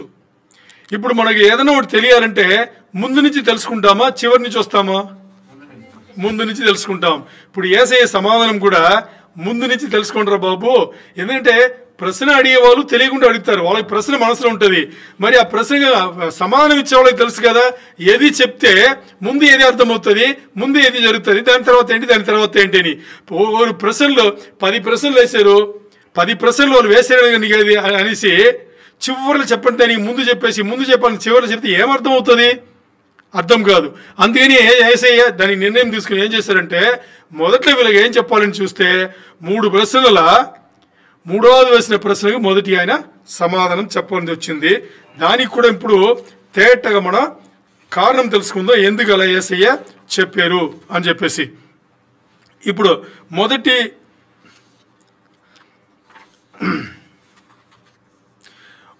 ప్రశ్నకు 2వది సమాధానం చెప్పారు కదా, మొదటి ప్రశ్నకి 2వదిగా సమాధానం చెప్పారు. ఆ మొదటి ప్రశ్న ఏంటి? ఎప్పుడు యెరూషలేం మందిరం నాశనం అవుతుంది, దానికి సూచన ఏంటి? అదే కదా మొదటి ప్రశ్న. దానికి 2వది సమాధానం చెప్పారు. ఎందుకు అది చెప్పారు అంటే, ఇది చివరి రోజులకు సంబంధించిన దానికి అంత ఇంపార్టెన్స్ కాదు ఈ ప్రశ్న. యెరూషలేము మందిరం ఎప్పుడు నాశనం అవుతుంది, దానికి సూచన ఏంటి అన్నారు కదా. ఇది చివరి రోజుల సందేశంకు అంత ఇంపార్టెంట్ కాదు, అందుకని మొదట్లో సమాధానం చెప్పలేదు. మరి ఇది ముఖ్యమైనది కాదా అంటే చాలా ముఖ్యమైనది. దేని ముఖ్యమైనది అంటే ఇది యెరూషలేము మందిరమును అన్నీలు వచ్చి దాన్ని కుప్పకూల్చారు కదా, దానికి సంబంధించిన విషయం. వీళ్ళు ఇప్పుడు అడిగింది యెరూషలేము మందిరమును పట్టణమును అన్నీలు వచ్చి కుప్పకూల్చి వెళ్ళిపోయారు కదా, దానికి సంబంధించిన విషయం. చివరి రోజులకు సంబంధించిన విషయం ఇది కాదు, అందుకని మొదట్లో సమాధానం చెప్పలా. అర్థమైందా? తర్వాత ఎంతవరకు ఆ యెరూషలేము మందిరం కానీ పట్టణం కానీ వాళ్ళు కుప్పకూల్చిపోయి వెళ్ళిపోయారు కదా, ఎంతవరకు అది తాత్కాలికమే. ఎంతవరకు అంటే ఈ సంఘయుగంలో అన్నిలో సమయం ముగింపుకు వచ్చేవరగే, అన్నిలు దేవుని ప్రణాళిక ప్రకారం అన్నిలు ఎంతమంది రావాలో వాళ్ళు వచ్చేవరగే, the time of gentiles to be fulfilled అంతవరగే దానికి సంబంధించింది. మరి ఇది చివరి రోజులకు సంబంధించింది కాదు కాబట్టి యేసయ్య ముందు సమాధానం చెప్పాల. తర్వాత ఇది వచ్చేసి ఈ ప్రశ్న దేనికి సంబంధించి అంటే వీళ్ళు యేసయ్యను నిజమైన రక్షకుడి నుంచి ఎరగకుండా ఉన్నదని వల్ల యేసయ్య శాపం ఇచ్చాడు కదా, దానికి సంబంధించింది కదా, మరి చివరి రోజులకు సంబంధించింది కాదు. మరి ఇంకోటి ఇది సంఘయుగముగు ప్రారంభం నుంచి యేసయ్య మరి శిలువ మరణం పొంది పునరుద్ధరణయ్యి ఆరోహణమయ్యి మరీ వచ్చే వరకు ఒక ఏడపాటు ఉంది కదా, 2000 సంవత్సరాల కన్నా ఎక్కువ, దానికి సంబంధించింది. సో అందుకే మనం తెలుసుకున్నాం దానికి సంబంధించింది కాబట్టి యేసయ్య దీనికి ముందుగా సమాధానం చెప్పాలా, రెండవది సమాధానం చెప్పారు. మరి ఈ రెండవ ప్రశ్నకి చివరిలో సమాధానం చెప్పారు కదా, ఆ రెండవ ప్రశ్న ఏంటి అంటే నీ రాకడ రెండో రాకడ ఉంది కదా, రెండో రాకడకు సూచన ఏంటి, రెండో రాకడకు సూచన ఏంటి, ఎందుకు దీనికి ఆయన అలా సమాధానం చెప్పారంటే ఇది శ్రమల కాలంలో, రెండో రాకడ ఎప్పుడు జరుగుతుంది, శ్రమల కాలంలో చివరిలో జరగబోతుంది. 7 సంవత్సరం అయిన తర్వాత కదా సెకండ్ కమింగ్ అనేది, అప్పుడు జరగబోయేది. దీని ఎందుకు ఆయన ముందు చెప్పాలి, అందుకని దీని చివరిలో ఆన్సర్ చెప్పారు. ఇప్పుడు ఐడియా ఉందా మీకు ఎందుకు మార్చి చెప్పారు అనేది? ఓకే, ఇప్పుడు ఈ రెండో రాకడ అనేది ఏంటి అని మనం చూస్తే ఏదైతే ఇప్పుడు సంఘయుగం ఉందో, సంఘకాలం ఉందో, దీనికి ముగింపు ఎప్పుడు, దీనికి ముగింపు ఎప్పుడు, శ్రమల కాలం ముందు, 7 ఏళ్ల శ్రమల కాలం ముందు సంఘముకు ముగింపు వస్తుంది. మరి ఈ యుగం ముగింపు ఎప్పుడు వస్తుంది, రెండో రాకడలోనే వస్తుంది. అది అంతేనే కదా. ఈ యుగం అనేది ఎంతవరకు ఉంది మనకి, యేసయ్య రెండో రాకడ వచ్చి వీళ్ళందరినీ చంపేసి ఇశ్రాయేలు దేశాన్ని కాపాడుతూ వస్తారు కదా 7 ఏళ్ల తర్వాత. 7 ఏళ్ల శ్రమల కాలం ముందు సంఘం ఎత్తబడి విశ్వాసంతో వెళ్ళిపోతారు బిడ్డలు.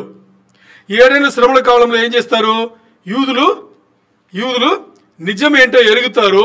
యేసయ్య వచ్చి రావా మమ్మల్ని కొనిపోవా అని ప్రార్థన చేస్తే అప్పుడు 7 ఏళ్ల శ్రమల కాలం ముగింపులో రెండవ రాకడలో వచ్చి ఆయన వీళ్ళందరినీ సంహారం చేసి యూదులను ఏర్పరచబడిన వాళ్ళు తీసుకెళ్ళిపోతారు. ఇది ఈ రెండో రాకడ అనేది ఎలాగంటే మనకి ఒక న్యూ ఇయర్ అవి ఇంకో ఇయర్ ఒక సంవత్సరం గడిచి ఇంకో సంవత్సరం కొత్త సంవత్సరం పుడుతుంది కదా, దానికి ఈక్వల్. ఎందుకు ఈక్వల్ అని చెప్తున్నామంటే ఒక యుగం అలాగే ముగింపు వస్తుంది, ఇంకో యుగం ప్రారంభం అవుతుంది. ఈ సంఘం ద చర్చ్ ఏజ్ అనేది సంఘ యుగం ముగింపు వస్తుంది. ఇంకా మెస్సయానిక్ రక్షకుడు పరిపాలన చేసే యుగం ఉంది కదా, ఆ 1000 ఏళ్ల పరిపాలన ఆ యుగం మెస్సయానిక్ ఏజ్ స్టార్ట్ అవుతుంది. మెస్సయ్య రక్షకుడు యుగం అక్కడ స్టార్ట్ అవుతుంది. తర్వాత దేవుడే మనని వెళ్తారు, ఆ యుగం ఇంకా స్టార్ట్ అవుతుంది. అది ఎప్పుడు జరుగుతుంది, 1 సెకండ్లో జరుగుతుంది. ఎలా 1 సెకండ్లో జరుగుతుంది, రెండో రాకడ వస్తుంది, యేసయ్య వస్తారు, మనతోనే వస్తారు, ఇక్కడ అందరినీ సంహారం చేస్తారు, ఏర్పరచబడిన జనాంగం తీసుకెళ్ళిపోతారు. ఆ సెకండ్తో అయిపోయింది ఈ యుగం. ఇంకా కొత్త యుగంలో మనం అక్కడ ప్రవేశిస్తాము. అదేనమాట. అందుకని యేసయ్య ఈ ఆర్డర్లో దానికి సమాధానం చెప్పారు. ఇప్పుడు మనం ఏమి ధ్యానం చేస్తున్నాము, దేని గురించి ధ్యానం చేస్తున్నాము, ఒలివకొండ ప్రసంగం గురించి ధ్యానం చేస్తున్నాము, అంతేనా? దాంట్లో 3 ప్రశ్నలు అడిగారు. ఈ 3 ప్రశ్నలకు ఇప్పుడు యేసయ్య సమాధానం చెప్పింది ఏంటి అని మనం చూద్దాం, సరేనా? యేసయ్య సమాధానం, ఇప్పుడు ప్రశ్నలు ఏంటని చూసుకున్నాం ఇంతవరకు. ఇప్పుడు సమాధానం ఏంటని చూసుకుంటే తీయండి, మత్తయి 24:4, 5, 6 3వ వచనం చదవండి. ఇక్కడి నుంచే ఒలివకొండ ప్రసంగం స్టార్ట్ అవుతుంది. 3వ వచనం వరకు శిష్యులు ప్రశ్న వేశారు. 4వ వచనం నుంచి ఒలివకొండ ప్రసంగం ఆయన స్టార్ట్ చేస్తున్నారు. The gospel book of Matthew 24 chapter 4, 5 and 6th verse. మత్తయి 24వ అధ్యాయం 4, 5, 6 వచనములు తెలుగులో చదవండి. యేసు వారితో ఇట్లా నేను ఎవడైనా మిమ్మును మోసపరచకుండా చూచుకొనడి. అనేకులు నా పేరట వచ్చి నేనే క్రీస్తునని చెప్పి పలువురిని మోసపరిచెదరు. మరియు మీరు యుద్ధములను గూర్చి యుద్ధ సమాచారములను గూర్చి వినబోదురు. మీరు కలవరపడకుండా చూచుకొనుడి. ఇవి జరగవలసినవనియు గాని అంతము వెంటనే రాదు. ఆమేన్. కొంచెం లోతుగా ఆలోచన చేయండి. చాలా జరుగుతుంది, అంతం వెంటనే రాదు అని ఇక్కడ చెప్తుంది. ఏమేమి జరుగుతుందని చెప్పారు ఆయన? మిమ్మల్ని చాలా మంది మోసపరచడానికి వస్తారు. ఏమని? నేనే యేసయ్య అంటారు. అంటే ఇప్పుడు యేసయ్య ఉన్నారు, యేసయ్య ఇప్పుడు ఉండేటప్పుడు మాట్లాడింది. యేసయ్య ఉండేటప్పుడు మాట్లాడేటప్పుడు ఏం చెప్తున్నారు? యేసయ్యనే చెప్తున్నారు. నేను వెళ్ళిపోయిన తర్వాత నా పేరు చెప్పుకుని నేనే నిజమైన క్రీస్తు అని చెప్పేసి దేనికి సంఘం ఎత్తబడానికి చావచ్చు, రెండో రాకడ అవ్వచ్చు, ఏదన్నా అవ్వచ్చు. మరి ఇక్కడ మాట్లాడేది రెండో రాకడ గురించి. నేనే ఆ యేసు, నిజమైన యేసుని నేనే అని చెప్పేసి మిమ్మల్ని మోసపరుస్తారు, మీరు మోసం పోవద్దు అని చెప్పేసి దానికి సూచనలు ఇస్తున్నారు. అదే కదా ప్రశ్న అదే కదా. అంటే ఈ యుగం ముగింపుకు 3వ ప్రశ్న మొదట్లో మాడుతున్నారు కదా. యుగం ముగింపు ఎక్కడ ప్రారంభమైంది? అర్థమైంది కదా ప్రశ్న. ఈ యుగం ఇప్పుడు సంఘయుగం అవుతుంది. సంఘయుగం కొనసాగితే దీనికి ప్రారంభం ఎక్కడ, స్టార్టింగ్ పాయింట్ ఎక్కడ అనేది. దాని ఆయన ఏం చెప్తున్నా అంటే, నేను వెళ్ళిపోయిన తర్వాత రెండో రాకడ నేనే రాముందు నా పేరు పెట్టుకుని చాలా మంది వస్తారు, మిమ్మల్ని మోసపరుస్తారు, మీరు మోసం పోవద్దు అని చెప్పేసి దానికి ఇప్పుడు సూచనలు చెప్తున్నారు. ఏమని సూచనలు చెప్తున్నారు అంటే, ఇక్కడ ఈ సంఘయుగంలో బాగా అర్థం చేసుకోండి. ఈయన డైరెక్ట్గా ఆన్సర్ ఇవ్వాల. యేసయ్య ఇప్పుడు దీంట్లో డైరెక్ట్గా ఆన్సర్ ఇవ్వాల. ఏమని చెప్తున్నారంటే, సంఘయుగంలో ఏమేమి సంఘటనలు జరగబోద్దని చెప్తున్నారు ఆయన. డైరెక్ట్గా దానికి సమాధానంగా ఇప్పుడు ఇది ఇలా అని చెప్పలా. ఏం చెప్తున్నారు? సంఘయుగంలో ఇప్పుడు మీరు ఉన్నారు. సంఘయుగం ఎప్పుడు స్టార్ట్ అయింది? యేసయ్య మరణించి ఆరోహణమైన తర్వాత 10 రోజుల తర్వాత సంఘం స్థాపించబడింది. పెంతెకోస్తు రోజు స్థాపించబడింది కదా. సో అక్కడి నుంచి సంఘకాల యుగం. ఈ యుగంలో ఏమేమి సంఘటనలు జరుగుతుంది అని చెప్పేసి ఆయన చెప్పింటారు. సో ఎందుకు ఇది చెప్తున్నానంటే, ఈ సంఘటనలే కరెక్ట్. ఈ సంఘయుగముకు ముగింపుకు ప్రారంభముకు సంబంధించిన సూచనలు నేను చెప్తున్నారు. దానికోసం ఇవన్నీ చెప్తున్నారు, ఒకటి తర్వాత ఒకటి. సో అందుకని ఆయన ఏం చెప్తున్నారు, దేనికోసం ఇలా చెప్పబడిందంటే, ఇప్పుడు యేసయ్య చెప్పగానే ఈ శిష్యులు ఏం చేస్తారు? వెంటనే ఓ నిర్ణయం వచ్చేస్తారా ఇదే అని చెప్పేసి. ఏమని? ఇప్పుడు ఆయన ఓ సంఘటన చెప్పేప్పుడంతా ఆ సంఘటన వాళ్ళ కంటి ముందు జరుగుతుంది కదా. హలో వినండి. ఇప్పుడు ఓ సంఘటన చెప్పేటప్పుడు వాళ్ళ కంటి ముందు అది జరగగానే ఏమనుకుంటారు వాళ్ళు? యేసయ్య చెప్పారు, యుగం ముగింపు ఇప్పుడు వచ్చేసింది, ఇప్పుడు యుగం ముగింపు వచ్చేసాము అని వాళ్ళు నిర్ణయం తీసుకోకూడదు కదా. అందుకని ఇది దీని తర్వాత ఇది దీని తర్వాత ఇది అనేటప్పుడు, ఇది జరిగేటప్పుడు మొదటి ఇది జరిగేటప్పుడు యేసయ్య చెప్పారు ఇది జరుగుతుంది, దీని తర్వాత కూడా ఇది కూడా ఉంటుంది. అందుకని ఇక్కడే మొదటిది జరిగేటప్పుడే వాళ్ళు ఒక నిర్ణయం రాకూడదు, ఇదే ముగింపు అని రాకూడదు, వాళ్ళు కొంచెం మెలకుగా ఉండాలి అని చెప్పేసి యేసయ్య అలాగే చెప్పింటారు. అందుకనే నేను ఏం చెప్తున్నారు, యుద్ధములు జరుగుతాయి. ఏమంటే యుద్ధములు జరుగుతాయి, మరి అది యుగ ముగింపుగా సూచన కాదు, యుగ ముగింపు కాదు. యుగ ముగింపుకు అది ప్రారంభం కాదు. అలాగే యుద్ధ సమాచారంలో వస్తుంటది. యుద్ధములు జరిగింది అది ముందు ఎన్నో జరిగింది. ఎప్పుడు ఈ 2000 సంవత్సరాల పైచులకు అయింది కదా, ఎన్నో యుద్ధములు జరిగింది. మరి ప్రారంభంలో ఫస్ట్ యుద్ధం జరిగేటప్పుడే అప్పుడు దాన్ని వినేవాళ్ళు, చదివిన వాళ్ళు యేసయ్య చెప్పారు యుద్ధం జరుగుతుంది, ఇప్పుడు వచ్చేసింది అనుకోకూడదు కదా. అందుకని దాని గురించి మీరు భయపడొద్దు, మోసం పోవద్దు. యుద్ధములు జరుగుతాయి, యుద్ధ సమాచారములు జరుగుతుంది. అంటే ఈ దేశం ఆ దేశం కొట్టుకోబోతుంది అని మీకు వస్తుంది. తర్వాత ఏముంది, అదే wars and rumours of wars. తర్వాత ఏమవుతుంది, తర్వాత భూకంపంలో వస్తుంది, జరుగుతుంది. అది కూడా ఏంటి, సూచనలే, ఇంకా జరగబోతుంది. దాని తర్వాత కరువులు. సో ఈ 3 మార్చి జరుగుతూనే ఉంటుంది. ఇది జరుగుతుందని చెప్పేసి మీరు ఏ నిర్ణయం రాకూడదు, ఇంకా అన్నీ అయిపోయిందిరా బాబు అనే నిర్ణయం రాకూడదు అనేసి దానికోసం యేసయ్య సంఘ కాలంలో, సంఘ యుగంలో జరిగే కొన్ని విషయంలో ఆయన చెప్పి ఉన్నారు. మరి మనకు ఇది ఏంటి, ఈ విషయంలో మనకు ఎలా పని వస్తుంది అంటే, ఈ ఒక్కొక్క సంఘటన జరగను మనం ముందే చెప్పినట్లు మనం ఎక్కడ ఉన్నామండి, మన జీవితంలో మనం ఎక్కడున్నాం. ఎందుకంటే మనకు తేటగా తెలుసు మన చివరి తరము వారు అనేది. సో చివరి తరం వారు ఇంకా జాగ్రత్తగా ఉండాలి. ఎందుకని, ఒక సంఘటన జరిగింది, యేసయ్య చెప్పారు, ఇంకా దీని తర్వాత ఇది అనేటప్పుడు మనం ఎంత దగ్గర పడ్డాం దేనికి, రెండో రాకడ. కానీ రెండో రాకడ ముందు 7 ఏళ్ల శ్రమల కాలం ముందు సంఘం ఎత్తబడ కానీ మనం ఎంత తయారుగా ఉండాలి, సిద్ధపడి ఉండాలి అనేది మనకు తెలుసుంటది.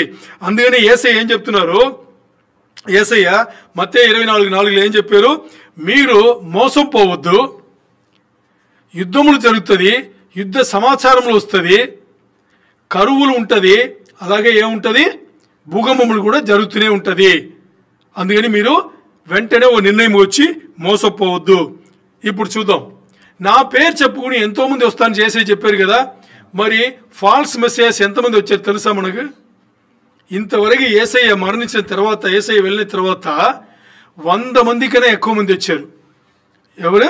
100 మంది కన్నా ఎక్కువ మంది నేనే క్రీస్తుడు, నేను నిజమైన క్రీస్తు అని చెప్పేసి ఎవరిని మోసం చేశారు తెలుసా? యూదుల్నే మోసం చేశారు. ఎవరిని మోసం చేశారు? యూదుల్నే మోసం చేశారు. ఎందుకంటే యూదులకు బాగా తెలుసు, ఓ యూదుడే మెస్సియాగా వస్తాడు, యూదుడే రక్షకుడిగా వస్తాడని తెలుసు. వాళ్ళ వాక్యంలో ఉంది, వాళ్ళ పుస్తకంలో ఉంది. అందుకని యూదులే వచ్చారు, నేనే క్రీస్తున్నారు. 100 మందికైనా పైకి వచ్చారు. దాంట్లో అన్యులు కూడా ఉన్నారు. ఈ యూదులకు పనిచేయాలి కదా, అన్యులు కూడా ఉన్నారు. వాళ్ళు కూడా కొంతమంది నమ్మి లక్షల మంది మరణించారు. యూదులు వాళ్ళ వెంటబడి తప్పైన వాళ్ళు కదా వాళ్ళు. సో ఫాల్స్ మెసేజెస్ అంటాం కదా, తప్పుడు రక్షకుడు అలా. సో వాళ్ళతో వెళ్ళి దాంట్లో చూస్తే యేసయ్య వెళ్ళిన తర్వాత 19th సెంచురీలో మాత్రం చాలామంది, మిడ్ 19th సెంచురీలో అంటే 1900 సంవత్సరం ఉన్నాయి కదా, దానికన్నా ముందు చూడండి, ప్రారంభంలోనే మొదటి శతాబ్దంలోనే దోసిథియాస్ ద సమరిటన్, సమరియా ప్రదేశం నుంచి దోసిథియస్ అని చెప్పేసి ఒక ఆయన వచ్చాడు, నేనే నిజమైన క్రీస్తువుడు అన్నాడు. ఇంకా తర్వాత మొదటి శతాబ్దంలో 132 క్రీస్తు సగం 132లో ఈ బార్ కోక్బాన్స్ వచ్చాడు. వచ్చి ఎంతమందిని చంపాడు తెలుసా? అన్ని లక్షలే. వెంటబడి చంపేశాడు.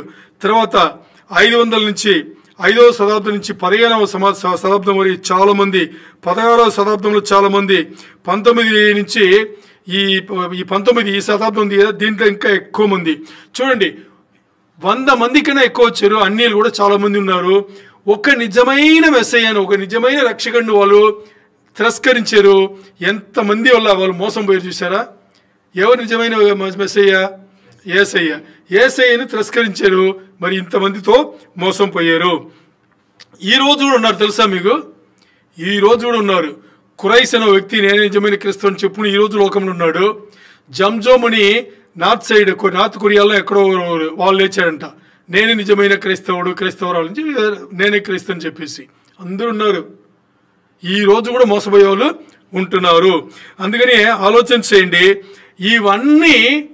ఇవన్నీ చూసేసి మీరు ఏమనుకోకూడదు, ఈ యుగం ముగింపుకు ప్రారంభం అయిపోయింది అని మనం ఒక నిర్ణయం రాకూడదు అని చెప్పేసి.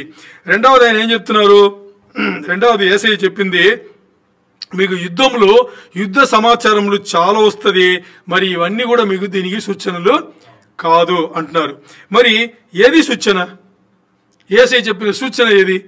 ఇప్పుడు ఈ యుగం ముగింపుకు స్టార్టింగ్ పాయింట్ ఉంది కదా, ఆల్రెడీ యేసయ్య చెప్పారు, అది ఎప్పుడో వచ్చేసింది అన్నారు కదా, మరి దానికి ఆరంభం ఏది అని చూస్తే ఇప్పుడు మనం చూద్దాం. మత్తయి 24:7-8 ఈ వచనంలో దానికి యేసయ్య చెప్పినారు. చదవండి. మాథ్యూ 24:7-8. మత్తయి 24:7-8 వచనములు చదవండి. జనముల మీదకి జనమును రాజ్యము మీదకి రాజ్యమును లేచును అక్కడక్కడ కరువులను భూకంపములను కలుగును. ఇవన్నీ వేదనలకు ప్రారంభం. ఆమేన్. ఆమేన్. చూడండి, కొంచెం జాగ్రత్తగా గమనించండి. యేసయ్య ఏం చెప్తున్నారు? జనములు పైన జనములు అంటే స్ట్రైట్గా కూర్చో. జనములు పైన జనములు అంటే దానికి అర్థం ఏంటి? బాగా అర్థం చేసుకోండి. ఓ గుంపు ఇంకో గుంపుకు మీద పడుతుంది, జరుగుతుందా లేదా? జరుగుతుంది. ఒక దేశం ఇంకో దేశం పైన పడుతుందా లేదా? పడుతుంది. మరి తర్వాత ఏం చెప్తున్నారు? కరువులు, ఆ తర్వాత భూకంపములు, ఇవన్నీ వస్తుంది. ఇవన్నీ దేనికి ఈక్వల్ అన్నారు? దేనికి సమానం అన్నారు? వేదనలకు. అంటే ఏ వేదనలకు? At the beginning of the birth pangs అంటే ఇవన్నీ తెలుగులో చెప్పింది వేదనలకు ప్రారంభం అని చెప్తుంది. వేదనలకు అంటే ఒకరొకరు కొట్టుకుంటే వేదనలే కదా, ఇదన్నీ వేదనలకు ప్రారంభం అని చెప్తుంది. ఇక్కడ ఈ వచనంలో మనకు కొంచెం లోతుగా దేవుడు మనకు చెప్పేది బాగా అర్థం చేసుకోండి. ఇక్కడ ఏమి మనం తెలుసుకోవాలి అంటే, మొదట్లో మనం మత్తయి 24లో 4, 5, 6 చదువుకున్నాం. దీంట్లో 5, 6 తీసుకుందాం, సరేనా? దాని తర్వాత ఇప్పుడు ఇదే మత్తయిలో 24 7, 8 మనం చదువుకున్నాం. వినండి, ఇక్కడ మత్తయి 24 5, 6 చెప్పబడిన సమాచారం దాంతో అయిపోయింది. బాగా అర్థం చేసుకోండి. మనం ఎప్పుడు ఎలా చదువుతాం? వాక్యం చదివేటప్పుడు మనం వాక్యం చదువుతాం, వచనం చదువుతాం, చదివేసి దానికి అర్థమైతే వదిలేస్తాం, లేకపోతే ముందు వెనక్కి చూస్తాం కదా. ఎందుకంటే కోణం చూసుకోవాలి, కాంటెక్స్ట్ చూసుకోవాలి. అది కూడా అర్థం కాలేదంటే అధ్యాయం మొత్తాన్ని చదువుతాం, ఇప్పుడు మనకు అర్థమవుతుంది. మరి ఇక్కడ తేడా ఏంటంటే మత్తయి 24 5, 6లో చెప్పబడిన సమాచారం దాంతో అయిపోయింది. 7, 8లో ఇంకొక సమాచారం చెప్తున్నారు. అందుకని ఇక్కడ మనం ఏం చదువుతాము? 5, 6, 7, 8 మనం అలా చదువుకు వస్తాం. 5, 6లో ఏముంది చూడండి. 5, 6 నేను చదువుతాను చూడండి. నా పేర్ల ఎంతో మంది వస్తారు, మిమ్మల్ని మోసపరుస్తారు. తర్వాత యుద్ధములు జరుగుతుంది, యుద్ధ సమాచారం మీకు అందుతుంది, దాని గురించి మీరు కలవరపడద్దు. ఇవన్నీ వస్తుంది పోతుంది, మరి ముగింపు రాదు. But the end is not at. చెప్పారా లేదా? ముగింపు రాదు అని చెప్పేశారు కదా. ఇప్పుడు దాని తర్వాత నేను 7వ వచనం ఏం చెబుతున్నా? జనములు పైన వెళ్తారు, రాజ్యం పైన వెళ్తుంది, చాలా ప్రదేశంలో కరువులు భూకంపములు జరుగుతుంది, ఇవన్నీ వేదనలకు ప్రారంభం అని చెప్పిందా? మనకు అన్ని ఒకే అర్థం కదా, ఇది ఒకే అర్థం కదా అనిపిస్తుంది, అంతే కదా, అన్నీ ఒకటేగా అనిపిస్తుంది. మరి ఇక్కడ 5, 6 చెప్పిన సమాచారం దాంతో అయిపోయింది.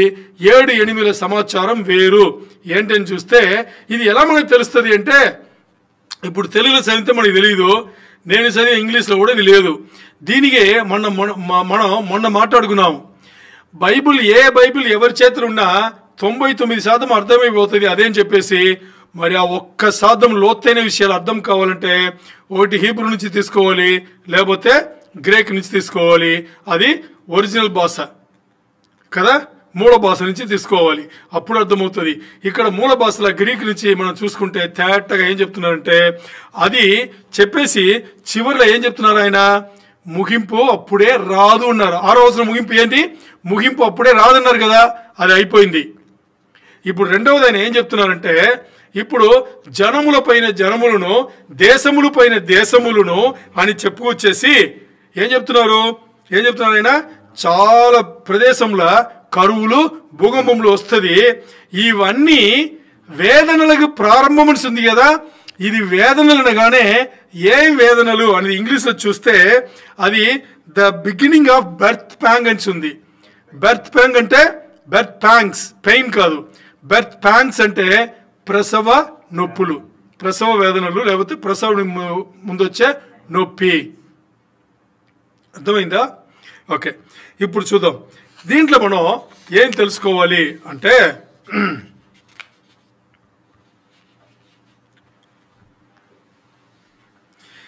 మత్తయి 24:7 8వ అధ్యాయంలో చివరి భాగంలో ఏముంది? The beginning of birth pang అని ఉంది. The beginning of birth pangs, the beginning అని ఉంది కదా. ఆ వచనం, ఆ పదంలో వచ్చేసి అండర్లైన్ చేసుకోండి. అదే ఇక్కడ అర్థం మార్చేది. అర్థమైందా? ప్రారంభం ఉంది కదా, వేదనలకు ప్రారంభం అని ఉంది కదా. ఆ ప్రారంభం అనేది తెలుగులో మీరు అండర్లైన్ చేసుకోండి. ఇంగ్లీష్లో బిగినింగ్ అని ఉంటుంది, దాన్ని అండర్లైన్ చేసుకుంటే ఇప్పుడు మనం ప్రసవం అంటాం కదా, ప్రసవ వేదన అంటాం కదా. ఇది మన మగవాళ్ళ కన్నా ఆడవాళ్ళకి తెలుసు. ఆడవాళ్ళు చెప్పింటే మగవాళ్ళకు కూడా లైట్గా మనకి కొంచెం అవగాహన ఉంటుంది. ఏంటి అని చూస్తే చూడండి, ఇక్కడ వినండి. ఇది జీవితంలో తెలుసుకోవాల్సిన ఒక విషయం. ప్రసవ వేదన అంటారు కదా, దాన్ని చూస్తే ప్రసవం అవ్వడానికి ముందు కలిగే నొప్పికి ప్రసవ వేదన అంటారు. అర్థమైందా? ప్రసవం అయిపోతే తర్వాత నొప్పి ఎక్కువ ఉండదు. బాగా అర్థం చేసుకోండి.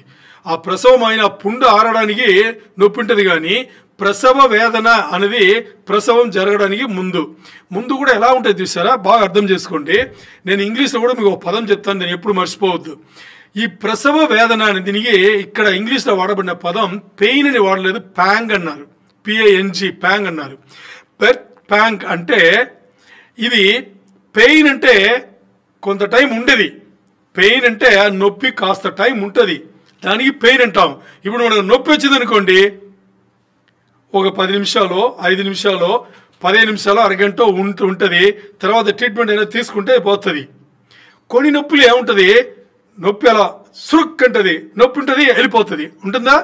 దాని ప్యాంగ్ అంటారు. అంటే షార్ట్ పెయిన్ దాని ప్యాంగ్ అంటారు. మీకు ప్రసవ అవ ముందు ఇలాంటి పెయిన్ వచ్చి వెళ్తుంది. లేడీస్కి బాగా అనుభవం ఉంటుంది. ప్రసవ వేదన అనేది ఏంటంటే ప్రసవములా వెళ్ళి, ప్రసవ వార్డుకి వెళ్ళి, లేబర్ రూమ్కి వెళ్ళి కూర్చున్న తర్వాత వచ్చేది కాదు. ప్రసవ వేదన అనేది ప్రసవముకు ముందు జరిగేది.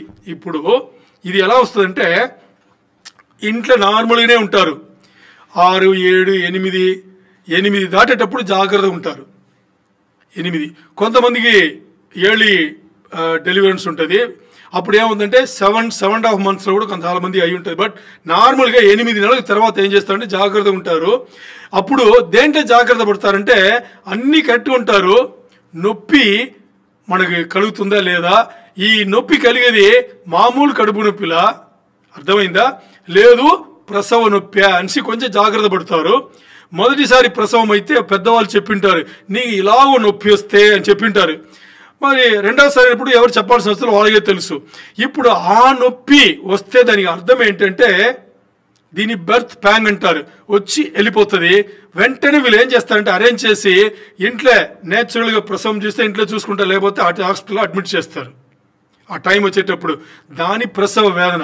మరి ప్రసవ వేదన వచ్చింది కదా అని చెప్పేసి వెంటనే ప్రసవం అవుతుంది అంటే అవ్వదు. అర్థం చేసుకోండి, వెంటనే ప్రసవం అవ్వదు. ప్రసవ వేదన కలిగింది, దాని అర్థం ఏంటంటే ప్రసవం జరగబోతుంది అనేది కన్ఫర్మ్ అయింది. బాగా అర్థం చేసుకోండి, ప్రసవం అవబోతుందని కన్ఫర్మ్ అయింది. ఇప్పుడు ఇక్కడ ఏం మాట్లాడుతున్నారు ఈ వచనంలో? ఏ వచనంలో? మత్తయి 24:8 వచనంలో చివరి భాగంలో the beginning of birth pangs అంటే ప్రసవ వేదన ఇక్కడ మొదలైంది. ప్రసవం అవల, ప్రసవ వేదన మొదలైంది. దాని ఇంగ్లీష్లో కాంట్రాక్షన్ అంటారు. ఏమంటారు?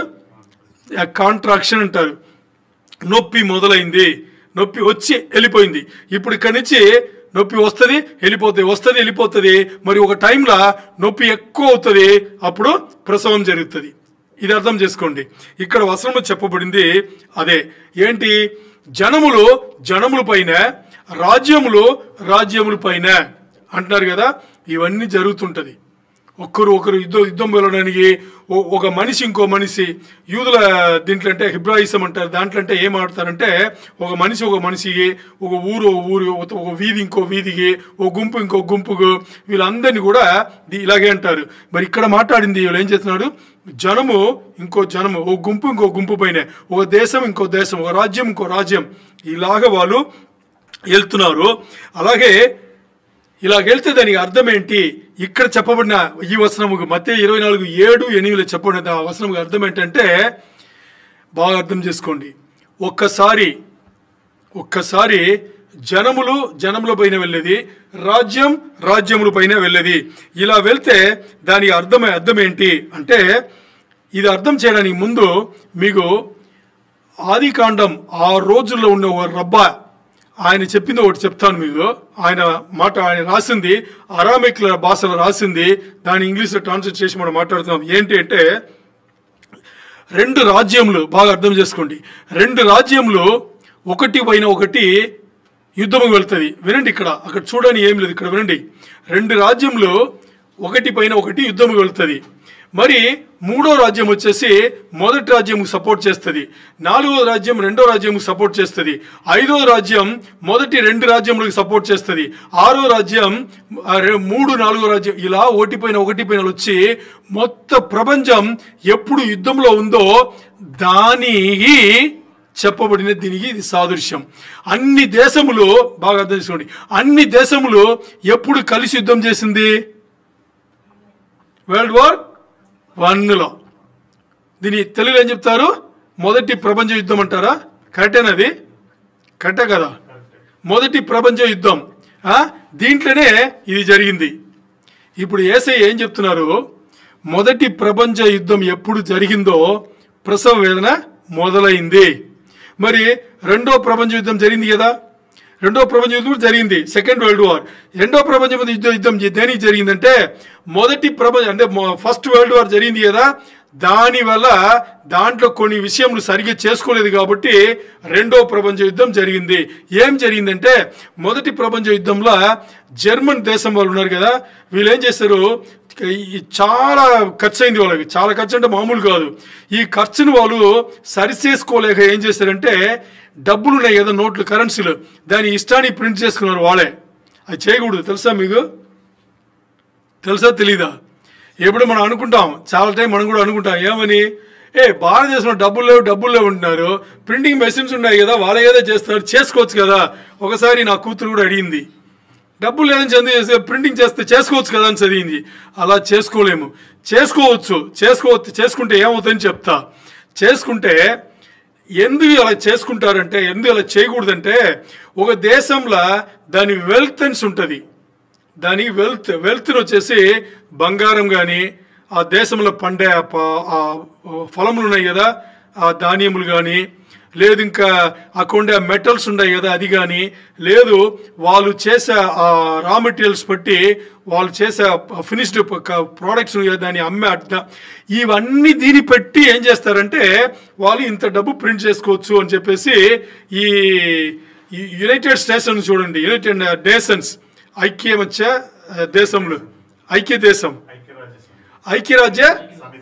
సమితి వీళ్ళు ఉన్నారు కదా, వీళ్ళ నాలెడ్జ్తో ఏం చేయాలంట, అది ప్రింట్ చేయాలి.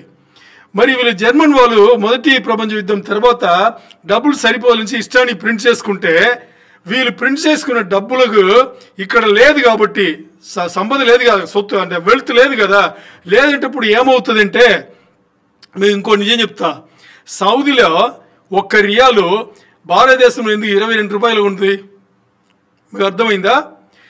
ఇప్పుడు ఈ సౌదీ 1 రియాల్ వచ్చేసి భారతదేశంలో 22 రూపాయలకు ఏమి కొనాలో ఈ 1 రియాల్ బట్టి కొనేవచ్చు. అంటే దానికి అర్థం ఏమిటంటే, వాళ్ళ ఎకానమీ ఉంది కదా, ఆ వ్యవస్థ వచ్చేసి 22 రెట్లు తక్కువ ఉంది సౌదీ దేశం కన్నా. అంటే వీక్ ఉంది అన్నమాట. అర్థమైందా? ఇప్పుడు అలాంటిది ఇది పెట్టుకుని ఇప్పుడు భారతదేశంలో ఇష్టానికి కరెన్సీ ప్రింట్ చేస్తారనుకోండి, ఇది 22 బదులు ఏమవుతుంది తెలుసా?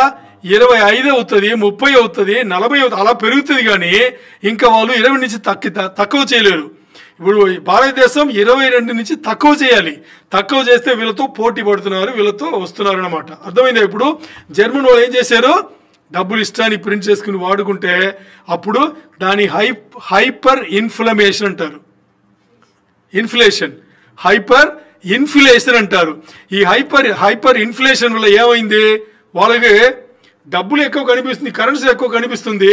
మరి ₹1 పెట్టి కొనాల్సింది ₹100 పెట్టాల్సిన అవసరం వచ్చింది. ఎందుకంటే అలాగే ఉంది, అక్కడ ధరలన్నీ అలాగ ఉంది. అర్థమైందా? ఈ తప్పుడు వల్ల ఏం చేశారంటే రెండవది ఇంకో యుద్ధం మరి మొదలైంది.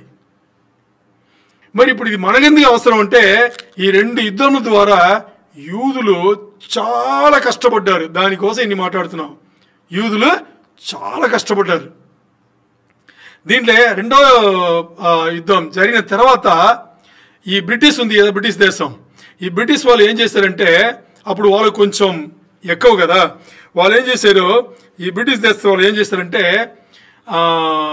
ఎవరెవరి దేశం నుంచి మనుషులు ఉన్నారో వాళ్ళని సొంతంగా దేశం ఉండాలి అని చెప్పేసి ఒక ప్రకటన చేసి యూదులను పాలస్తీనీలను అప్పుడు దేశం లేదని చెప్పేసి మీరు మీ సొంత దేశం వెళ్ళిపోవాలని 1917లో వాళ్ళు ప్రకటన ఇస్తే దాని ప్రకారం వచ్చి అప్పుడు మొదలైంది ఇస్రాయేల్ అనే దేశం. ఇంకా ఇస్రాయేల్ దేశం ఫామ్ అవ్వాల, మరి అప్పుడు మొదలైంది. వీళ్ళు ఇలాంటి ప్రకటన ఇచ్చారు కాబట్టి ఆ ఇస్రాయేల్ ఏమయ్యారు, వీళ్ళు కూడా పాలిభాగస్తులు అయ్యారు. ఎవరు? పాలస్తీన్ అని చెప్పాము కదా, వీళ్ళు కూడా ఓ పాలిభాగస్తులు అయ్యారు. ఆ రోజు ఆ ప్రకటనలో వీళ్ళు లేకుండా ఇస్రాయేల్ మాత్రం చెప్పింటే బాగుంటుంది. ఎందుకంటే ఇస్రాయేల్ జనాంగం ఎప్పటి నుంచి ఉన్నారు? క్రీస్తు ముందు నుంచి ఉన్నారు. ఎప్పటి నుంచి ఉన్నారు? ఆదికాండం నుంచి, అక్కడ మోసే కాలం నుంచి వాగ్దాన భూమి వచ్చిన దాని నుంచి ఇస్రాయేల్ దేశం ఉంది. వీళ్ళు బ్రిటిష్ వాళ్ళు ఏం చేశారు తెలియకుండా ఈ ప్రకటన పాలస్తీన్ వాళ్ళని కలిపారు కాబట్టి వాళ్ళకు కూడా అక్కడ ఒక స్థలం ఏర్పడాలంటే ఇప్పుడు గాసావారి ఇవన్నీ జరుగుతుంది కదా దీనివల్లనే. సో అందుకని అలా జరిగింది. సో ఇస్రాయేల్ దేశంకు ఇలాగా దేశంగా వచ్చింది. ఇప్పుడు చూడండి, ఇది ఈ 2 యుద్ధములలో ఏమైందంటే యూదులు చంపబడ్డారు. హోలోకాస్ట్ వచ్చేసి 60 లక్షల మంది, 6 మిలియన్లు చంపారు, యూదులు చచ్చారు కదా. తర్వాత చూస్తే ఇప్పుడు యేసయ్య మాట్లాడేది బట్ అన్ని లక్షల మంది చనిపోయినా కానీ మే 14, 1948లో ఏమైంది? ఇస్రాయేల్ దేశంగా గుర్తించబడింది. తర్వాత చూస్తే ఈ 2 దేశములే ఈ 2 ప్రపంచ యుద్ధం ఉంది కదా, వరల్డ్ వార్స్, ఈ 2నే ఏమంటున్నారు? యేసయ్య మాట్లాడింది ఏం స్టార్ట్ అయిందంట?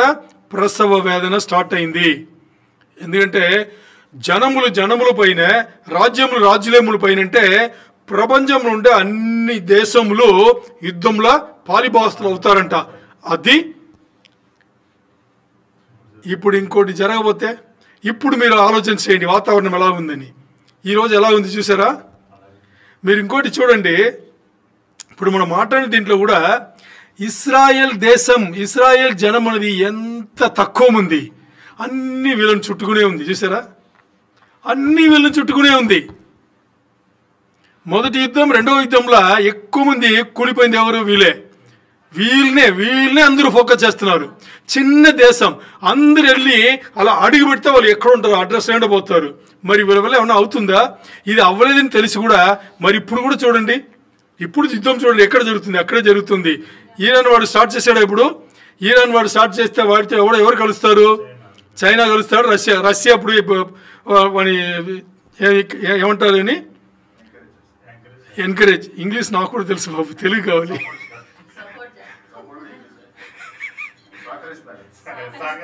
కరెక్టేనా? అర్థమైందా మీకు? ఇప్పుడు వాళ్ళిద్దరు కలుస్తారు. వాళ్ళిద్దరు కలిస్తే నార్త్ కొరియా అప్పుడు రష్యాతోనే ఉంది. చూడండి, ఇప్పుడు వీళ్ళందరూ కలిస్తే వీళ్ళకి సంబంధించిన చిన్న దేశంలోని కలుస్తుంది. ఇప్పుడు ఇస్రాయల్ దేశం సపోర్ట్ చేసే వాళ్ళు ఎవరు? యుఎస్ సపోర్ట్ చేస్తుంది. ఇంకెవరు? బ్రిటిష్ సపోర్ట్ చేస్తుంది.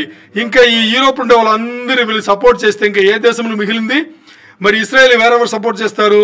ఆఫ్రికా దేశం వాళ్ళందరూ సపోర్ట్ చేస్తారు. ఎందుకంటే అక్కడ వాళ్ళు కూడా ఇప్పుడు మొత్తాన్ని ఏమవుతుంది? ఇంకో యుద్ధం వస్తుంది. ఇంకో యుద్ధం వస్తే ఏమవుతుంది? ప్రసవం వచ్చినట్టే. అంతేనా?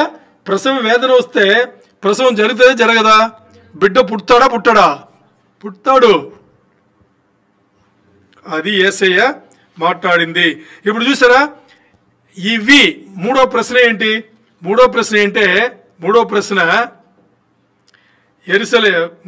ఏంటి? యుగ సమాప్తికి వినండి, యుగ ముగింపుకు, యుగ సమాప్తికి స్టార్టింగ్ పాయింట్ ఏంటి? అదే కదా ప్రారంభం. ఏంటిదని ఏం చెప్పారు? ఒకటి యుద్ధములు, యుద్ధ సమాచారములు, ఇంకోటి ఏంటి? భూకంపములు, కరువులు. ఇదేనా మొదటిది? దీనే కదా ఆయన ప్రసవ వేదన మొదలైందని చెప్పింది. ఓకే, ఇప్పుడు యుద్ధముల గురించి మాట్లాడాం. మరి భూకంపముల గురించి మాట్లాడతాం. భూకంపముల గురించి మాట్లాడితే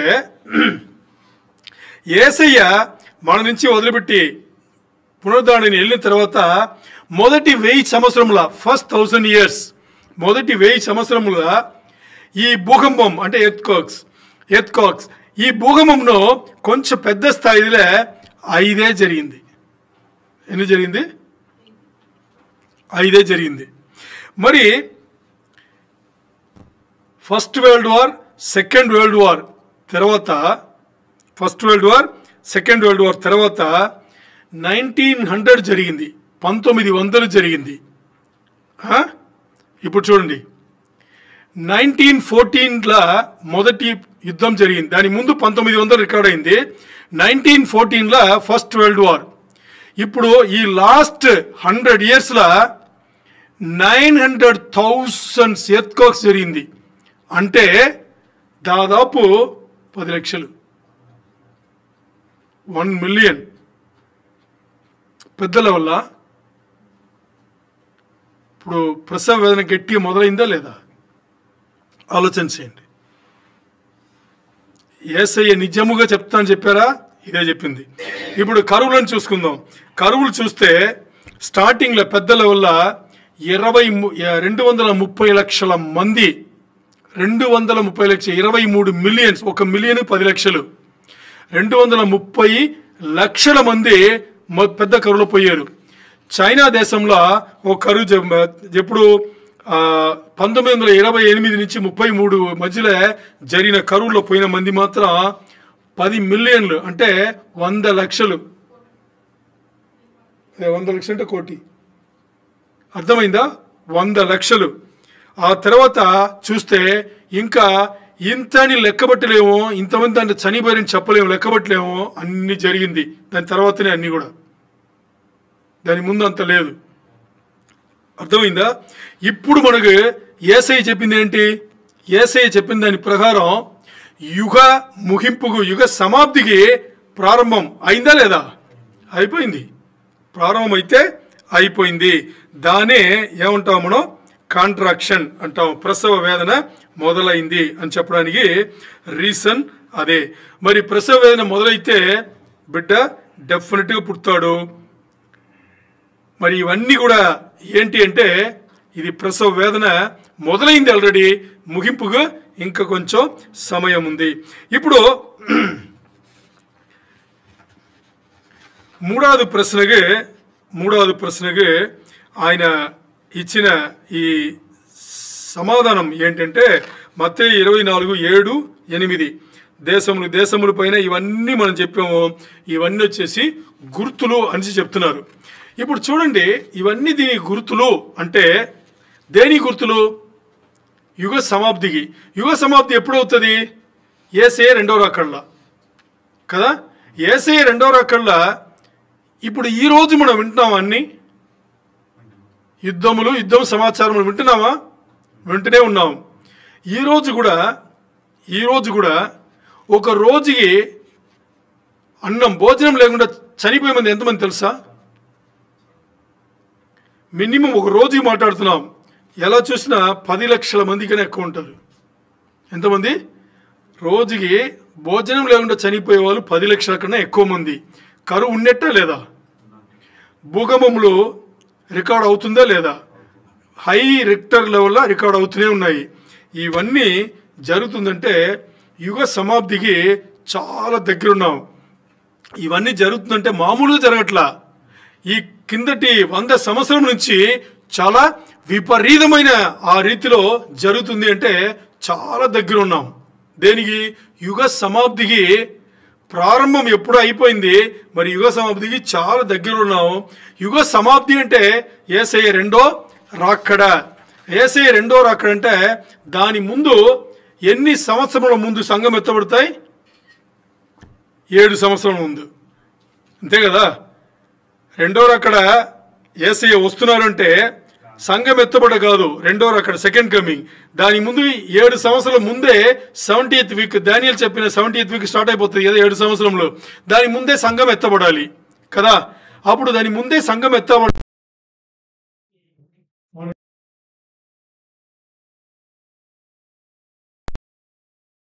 34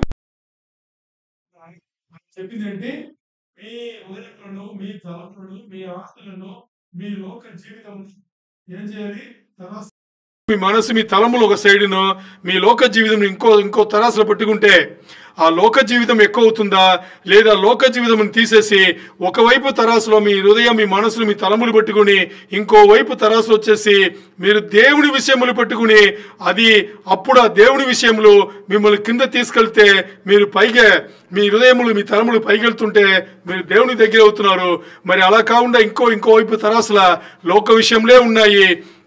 ఆ లోక విషయంలో ఏమున్నాయి? తిండికి సంబంధించింది, వస్త్రధారణ సంబంధించింది, కంటికి ఆకర్షణ ఇచ్చేది సంబంధించింది, ఈ పార్టీలు, బర్త్డేలు, మనకి ఈ లోకంలో మత్తు ఇచ్చేది సంబంధించిందే మీరు ఉంటుంటే మీకు ఇవ్వబడిన ఒక్క అవకాశం తప్పిపోతుంది. యేసయ్య చెప్పేది ఏంటి? మీకు ఇవ్వబడిన ఒక్క అవకాశం, మనకు ఇవ్వబడిన ఒకే ఒక అవకాశం ఏంటి? రెండో రాకడ ముందు 7 సంవత్సరములకు ముందు మనకి ఇచ్చిన విశ్వాస జీవితంలో ఉండే వాళ్ళందరూ ఇచ్చిన ఒకే ఒక అవకాశం ఏంటి?